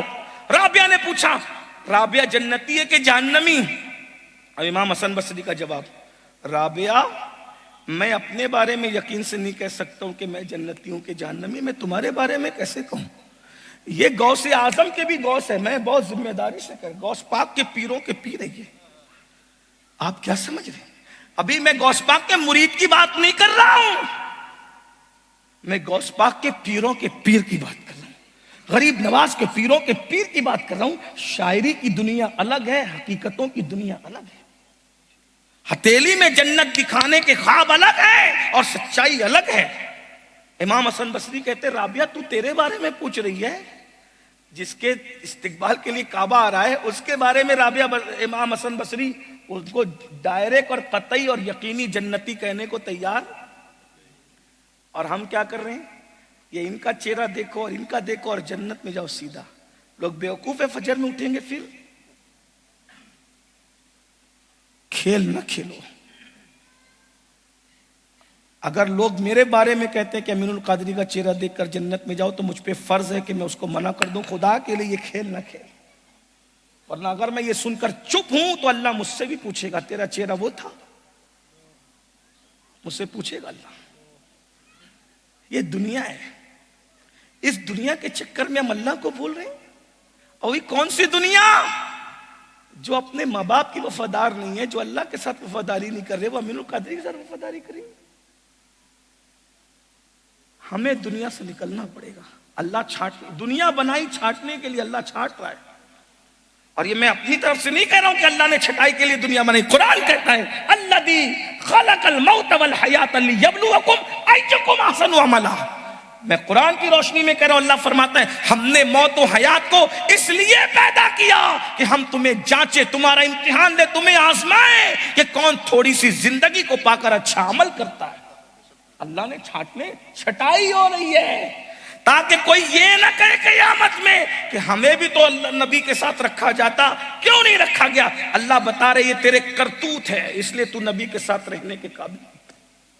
نبی کے ساتھ وہی رہے گا جو ویسا عمل کرے گا، ورنہ سب کو نہیں رکھا جائے گا نبی کے ساتھ۔ جہنم میں لوگ پڑے رہیں گے۔ اللہ سے ڈرتے رہو، روتے رہو، آنسو بہاتے رہو۔ ام المومنین سیدہ عائشہ صدیقہ اللہ کے خوف سے اتنا روتی تھی کہ آپ کا دوپٹہ جب نچوڑا جاتا تھا تو ایسے جیسے دوپٹہ دھو کر پانی نچوڑتے ہیں لوگ، ویسے آنسو نچوڑتے تھے لوگ عائشہ صدیقہ سرکار۔ نبی کی بیوی جس کے بستر پہ قرآن نازل ہوتا تھا وہ اتنا روتی تھی، اور ہم تو کبھی روتی نہیں، کیونکہ ہمیں جنت کا ٹکٹ ملا ہے۔ ٹھیک ہے بھائی، آپ کی مرضی ہے۔ تو امام حسن بصری کہتے رابعہ میں میرے لیے یقین سے نہیں، امید کی جاؤ، امید کرو۔ الایمان بین الخوف والرجاء، ڈر اور امید کی درمیانی کیفیت کو ایمان کہتے ہیں۔ نہ اتنا ڈر جاؤ کہ اللہ کی رحمت سے مایوس ہو جاؤ، یہ بھی جائز نہیں، اور نہ اتنی امیدیں باندھنے لگو کہ کچھ بھی کرو جنت ہی میں جانا ہے، یہ بھی مناسب نہیں۔ دونوں کے درمیان کی کیفیت رہے۔ بہرحال امام حسن بصری کہتے ہیں کہ میں میرے بارے میں یقین سے نہیں کہہ سکتا، امید ہے، یقین نہیں کر سکتے، اس لیے میں کچھ نہیں کہہ سکتا۔ رابعہ نے دوسرا سوال کیا، قیامت کے دن کچھ لوگوں کے نامہ اعمال سیدھے ہاتھ میں دی جائیں گے، کچھ لوگوں کے الٹے ہاتھ میں، تو رابعہ کے سیدھے ہاتھ میں نامہ اعمال دیا جائے گا کہ الٹے ہاتھ میں؟ بتائیے۔ آپ نے بولا میں میرے بارے میں نہیں بتا سکتا کچھ، تمہارے بارے میں کیسے بتاؤں؟ تو اللہ کی مرضی ہے، جسے چاہے گا سیدھے ہاتھ میں دے گا، جسے چاہے گا الٹے ہاتھ میں دے گا۔ جس کو سیدھے ہاتھ میں دے گا وہ جنت میں جائے گا، جس کو الٹے ہاتھ میں دے گا وہ جہنم میں جائے گا۔ میں نہیں بول سکتا اس کے بارے میں کچھ۔ کہ یہ بتائیے پل صراط سے سب گزریں گے، کچھ لوگ سلامتی سے گزر جائیں گے، کچھ لوگ کٹ کے زمین پہ کٹ کے جہنم میں گر جائیں گے، تو رابعہ سلامتی سے گزرے گی یا کٹ کے گر جائے گی؟ امام حسن بصری نے کہا میں نہیں بتا سکتا اس بارے میں تمہیں کچھ۔ تو کہا حسن جب تم یہ جواب نہیں دے سکتے ہو، مجھے مرنے سے پہلے یہ جواب اللہ سے لینا ہے۔ میرا اللہ مجھے بتائے کہ رابعہ تو جنتی ہے، میرا اللہ مجھے بتائے رابعہ ہم تیرے سیدھے ہاتھ میں نامہ اعمال دیں گے، میرا اللہ مجھے بتائے کہ ہم تجھے پل صراط سے سلامتی سے گزار دیں گے۔ جب تک یہ جواب مجھے اللہ کی طرف سے نہیں آتا، مجھے اللہ کی خوب عبادت کرنا ہے، خوب رونا ہے، خوب اس کو وقت دینا ہے، تاکہ میں یہ تینوں سوالوں کے جواب اللہ سے اطمینان سے حاصل کروں، اور وہ مقام ملے جسے قرآن کہتا ہے یا ایتھا النفس المطمئنہ ارجعی الی ربک راضیۃ مرضیہ فادخلی فی عبادی وادخلی جنتی۔ یہ مجھے اللہ سے سننا ہے میرے لیے، اس لیے میرے پاس ٹائم نہیں ہے حسن، مجھے شادی کرنے کے لیے ٹائم نہیں، مجھے تو اپنی آخرت سنوارنے کے لیے ٹائم لگانا ہے۔ آپ جاؤ، آپ کے ساتھ کوئی اور شادی کر سکتا ہے، آپ کو کوئی بھی نکاح کوئی بھی کر سکتا ہے، کوئی بھی بیٹی دے سکتا ہے، میرے پاس نکاح کے لیے ٹائم نہیں، مجھے اپنی آخرت سنوارنا ہے۔ پھر پتہ ہے رابعہ انتقال ہوا تو کیا شان ہوئی؟ جب محنت کی رابعہ نے کیا شان ہوئی، انتقال ہوا، تو بزرگوں نے فرمایا کہ فرشتے قبر میں آئے. اب لوگ اس کا ہی مذاق اڑاتے ہیں، یہ لوگ قبر کی باتیں کرتے ہیں، یہ تمہارے لیے ہے نہیں بھائی، یہ عشق والوں کے لیے فرشتے. تو بعض ولیوں نے سوچا یہ بڑھیا قبر میں گئی بہت عبادت کر کے، ذرا مراقبہ کر کے معلوم تو کرو کہ کیا ہو رہا ہے. کشف، تو کشف کے ذریعے سے دیکھا. بزرگوں نے فرمایا، تو فرشتے پوچھتے ہیں مر ربو کہ تیرا رب کون ہے؟ تو رابعہ کہتی ہے میں تو بندی ہوں، سچ بھی بول سکتی ہوں، جھوٹ بھی بول سکتی ہوں، اللہ سے پوچھو نا کہ رابعہ کون ہے. اگر میں یہ کہہ دوں کہ اللہ میرا رب ہے، بہت سے ایسے ہیں نا کہ جو اللہ کو رب مانتے نہیں لیکن کہہ دیتے ہیں، تو اللہ سے پوچھو نا کہ رابعہ کون ہے، اللہ بتائے گا. رابعہ ذرا غور کریں، یہ ناز کے مقام، جب کوئی محنت کرتا ہے تو اس مقام پہ پہنچتا ہے. ان باتوں کو لوگ سوچتے ہیں ارے یہ کیسے ہو سکتا ہے، میں نے کہا محنت کر کے تو دیکھ. اللہ کہتا نا فادخلی فی عبادی، یہ میرا بندہ ہے، وادخلی جنتی، اور میری جنت میں داخل ہو جا. تو بات مختصر کر دوں، اب بات ختم کروں. کیا کہہ رہا تھا کہ جو نبی کا عاشق بنے گا وہ نبی کے ساتھ جنت میں. جب نبی کی بات سننے میں اتنا مزہ ہے تو نبی بات، اب رسول اللہ بات کر رہے ہیں، یہیں سے بات چلی تھی، بھول گئے نا آپ؟ ہاں یہی بھول جاتے ہیں تو آگے کیسے یاد رکھیں گے بھائی، تھوڑا یاد رکھو. رسول اللہ کی محفل سجی ہے، حضور بات کر رہے ہیں. کچھ لوگوں کو حضور نے اجازت دے دی، وہ چلے گئے. آخری میں کچھ لوگ بچے آخری میں. تو انہوں نے حضور سے کہا یا رسول اللہ باہر اندھیرا بہت ہے، تاریکی بہت ہے، بادل گرج رہے، بارش کا موسم ہے، اب رات زیادہ ہو گئی ہے، ہم اپنے گھروں کو جائیں اندھیرے میں تو کیسے جائیں؟ حضور نے فرمایا کوئی بات نہیں، تمہارے پاس عصا ہے، تمہاری لکڑی ہے؟ کہاں؟ ادھر لا. حضور نے عصا کو اپنا ہاتھ ٹچ کیا. کیا کیا؟ عصا کو اپنا ہاتھ ٹچ کیا تو وہ عصا روشن ہو گیا ہاتھ لگانے سے. یہی بات چل رہی تھی، حضور کے ہاتھ کا معجزہ میں بیان کر رہا تھا. حضور نے لکڑی کو ہاتھ ٹچ کر دیا، وہ لکڑی چمک اٹھی، روشن ہو گئی. 2 صحابی تھے، دونوں کو کہا کہ تم لوگ دونوں جاؤ. یا رسول اللہ اب دونوں کا گھر تو الگ الگ ہے، لکڑی ایک روشن ہے، کیا ہوگا؟ گئے دونوں. جب دونوں ساتھ ساتھ گئے، روشنی ہاتھ لگانے سے لکڑی روشن ہو گئی. جا رہے ہیں، اب دونوں کا راستہ الگ الگ ہو گیا. تو وہ صحابی دوسرے صحابی سے کہتے اب کیا ہوگا؟ تو انہوں نے اپنا عصا اٹھایا اور جس کو نبی نے ہاتھ لگایا تھا اس لکڑی کو لکڑی سے ٹچ کر دیا، دوسری لکڑی بھی روشن ہو گئی. وہ اپنے گھر کو چلے گئے. یہ نبی کے ہاتھوں کی شان ہے. ابھی میں نے 2 باتیں عرض کی تھی لیکن ٹائم پورا ہو گیا. نبی کے ہاتھوں پہ بات کریں، اتنی باتیں. صحابہ کہتے ہیں نبی کے ہاتھ ریشم سے بھی زیادہ نرم تھے، مشک سے بھی زیادہ خوشبودار تھے. حضور علیہ السلام اگر کسی بچے کے سر پہ ہاتھ رکھ دیتے، شام تک وہ بچہ بچوں میں پہچانا جاتا کہ حضور نے اس کے سر پہ ہاتھ رکھا ہوگا، کیونکہ شام تک اس کا سر خوشبو سے مہکتا رہتا.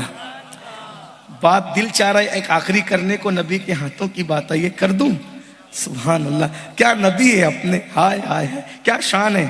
ایک مرتبہ حضور علیہ السلام ایک دعوت میں گئے، کھانا کھانے. دعوت میں حضور جب دعوت میں گئے تو صاحب کھانہ نے ہاتھ دھلانے کے بعد حضور کو رومال دیا.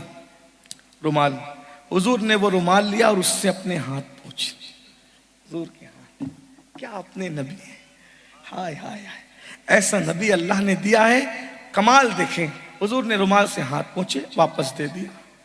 وہ صحابی نے اس کو تبرک کے طور پہ رکھا، اس کو استعمال نہیں کیا. لوگ کہتے ہیں تبرک کہاں سے ثابت ہے؟ میں نے کہا یہ حدیثوں میں. تو حضور علیہ السلام کے بس اتنی نسبت ہے کہ حضور نے ہاتھ پوچھ لیے رومال سے. اب صحابی اس کو اپنے پاس رکھتے ہیں اور جب دیکھتے ہیں کہ وہ رومال کو دھلنا ہے تو حضور نے ہاتھ پوچھے تو دھلے کیسے؟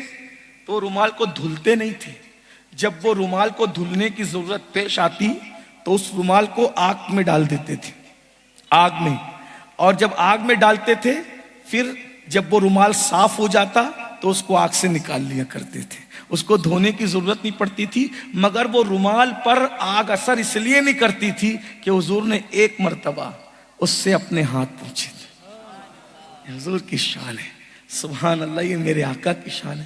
آقا ایسے شان والے ہیں، اس نبی سے اپنے رشتے کو جوڑو، اپنے بچوں کو بتاؤ اپنے نبی کی شان کیا ہے، ورنہ بہت واقعات ہیں۔ صرف حضور کے ہاتھوں پر اگر میں بات کروں گھنٹوں چاہیے، لمبا ٹائم چاہیے، لیکن آپ کے تھکن کا بھی خیال ہوتا ہے، محفل کے طویل ہونے کا بھی خیال ہوتا ہے۔ بس میری گزارش اتنی ہے، اپنے نبی کی سیرت پڑھو، اپنے نبی کی زندگی پڑھو، اپنے، یہ تو میں نے ہاتھ کی بات بتائی، حضور کا جو لعاب ہے نا، لعاب کو کیا کہتے ہیں ہم؟ تھوک کہتے ہیں۔ کیا کہتے ہیں؟ تھوک کہتے ہیں۔ حضور کا لعاب، ایک لعاب کئی کام کرتا تھا۔ لعاب، حضور علیہ السلام لعاب عاشورہ کے دن صبح اگر کسی بچے کے منہ میں ڈال دیتے، شام تک اس بچے کو پیاس نہیں لگتی تھی، بھوک نہیں لگتی تھی، تو مائیں اپنے بچوں کو دودھ پلانے کے ٹینشن سے فری ہو جاتی تھی۔ حضور علیہ السلام نے کسی کنویں میں لعاب ڈالا تو اس کا ٹیسٹ، ہر کنویں میں لعاب، جو جتنے کنویں میں ہیں سب کا ٹیسٹ الگ الگ۔ مدینہ منورہ میں ابھی بھی ایک کنواں ایسا ہے جس کا پانی پیو تو بکری کے دودھ کی طرح لگتا ہے، ابھی بھی۔ اب وہ جو وہاں کے جاننے والے کبھی ان سے پوچھنا، وہ بتائیں گے۔ ایک کنواں ایسا ہے، اس کا ابھی بھی وہ کنواں جاری ہے، وہ کنواں ایسا ہے، اس کا پانی پیو تو اس کا ٹیسٹ بکری کے دودھ کی طرح لگتا ہے۔ میں نے پوچھا یار یہ ٹیسٹ بکری کے دودھ کی طرح کیوں لگ رہا ہے؟ تو بولے اس کنویں میں رسول اللہ نے اپنا لعاب ڈالا تھا، سبحان۔ حالانکہ کئی کنویں میں لعاب ڈالا، کچھ کنویں کا پانی کھارا تھا، میٹھا ہو گیا، کچھ کا ٹیسٹ بالکل الگ ہو گیا، لیکن اس کا ٹیسٹ بکری کے دودھ کی طرح ہو گیا۔ یہ لعاب رسول ہے۔ حضرت جابر کے یہاں مشہور بات ہے، دعوت دی رسول کو، رسول پاک کو، کیا ہوا؟ آدھا سیر جو، ایک بکری، حضور نے آٹے میں لعاب ملا دیا اور سالن میں لعاب ڈال دیا، پورا مدینہ کھانا کھا لیا، پورا لشکر کھانا کھا لیا۔ دیکھنے والے دیکھ کے کہتے تھے پکائے تھے تب زیادہ تھا یا اب زیادہ؟ حضور کی شان۔ تو یہ ظاہری جسم میں بھی نبی ہماری طرح نہیں ہے، ہاتھ ان کے ہیں، کمال الگ ہے، اس لیے نبی کو اپنی طرح نہ کہو، وہ شان والے ہیں۔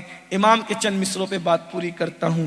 کہہ لے گی سب کچھ ان کے، ثنا خواہ کی خاموشی، چپ ہو رہا یہ کہہ کے میں کیا کیا کہوں تجھے، تیرے تو وصف عیب تناہی سے ہے بری، حیران ہوں میرے شاہ میں کیا کیا کہوں تجھے۔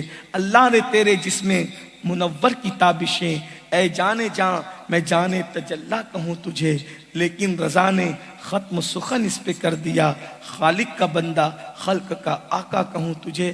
ایک جملہ یاد رکھنا، کچھ یاد رہے نہ رہے تقریر میں، ایک جملہ یاد رکھنا، اگر جنت میں ہمیشہ کے لیے نبی کے ساتھ رہنا چاہتے ہو تو یہاں رسول اللہ سے وفاداری کر لو، گناہوں کے ماحول سے نکلو، نیکیوں کے ماحول کی طرف آؤ، اپنے کردار کو سنوارو۔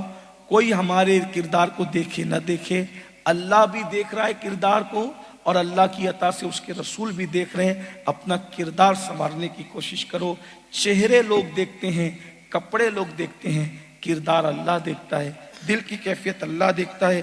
اس لیے اپنے دل کو سنوارو، دل میں اللہ کا خوف پیدا کرو، اللہ کی خشیت پیدا کرو، خوف و خشیت کے ساتھ جیو، مسجدوں کو آباد کرو، ایک وقت کی نماز بھی جان بوجھ کر مت چھوڑو، اس لیے کہ میرے آقا فرماتے ہیں جو جان بوجھ کر ایک وقت کی نماز چھوڑ دے اس کا نام جہنم کے دروازے پہ لکھ دیا جاتا ہے، اور جس کا نام جہنم کے دروازے پہ لکھا جاتا ہے وہ جہنم میں داخل ہوگا۔ سود سے پیسے لیے ہیں، خدا کے لیے جلدی سے لوٹا کر قصہ ختم کر دو۔ سود سے پیسے دیے ہیں، میٹر کلوز کرو، ختم کرو، کیونکہ آقا نے فرمایا جس نے ایک لقمہ سود کا کھایا وہ 1000 سال تک جہنم کی آگ میں جلتا رہے گا۔ میں یہ باتیں بار بار ریپیٹ اس لیے کرتا ہوں، اللہ کرے کسی کے دل پہ بات اثر کرے، وہ سود سے نکلے، جوئے سے نکلے، حرام کاموں سے نکلے، نشے سے نکلے۔ اللہ تعالیٰ سب کو توفیق بخشے۔ دوران گفتگو اگر کوئی غلطی ہو تو اللہ تعالیٰ معاف کر دے۔ استغفر اللہ ربی من کل ذنب واتوب الیہ وما علینا الا البلاغ۔ السلام علیکم ورحمۃ اللہ وبرکاتہ۔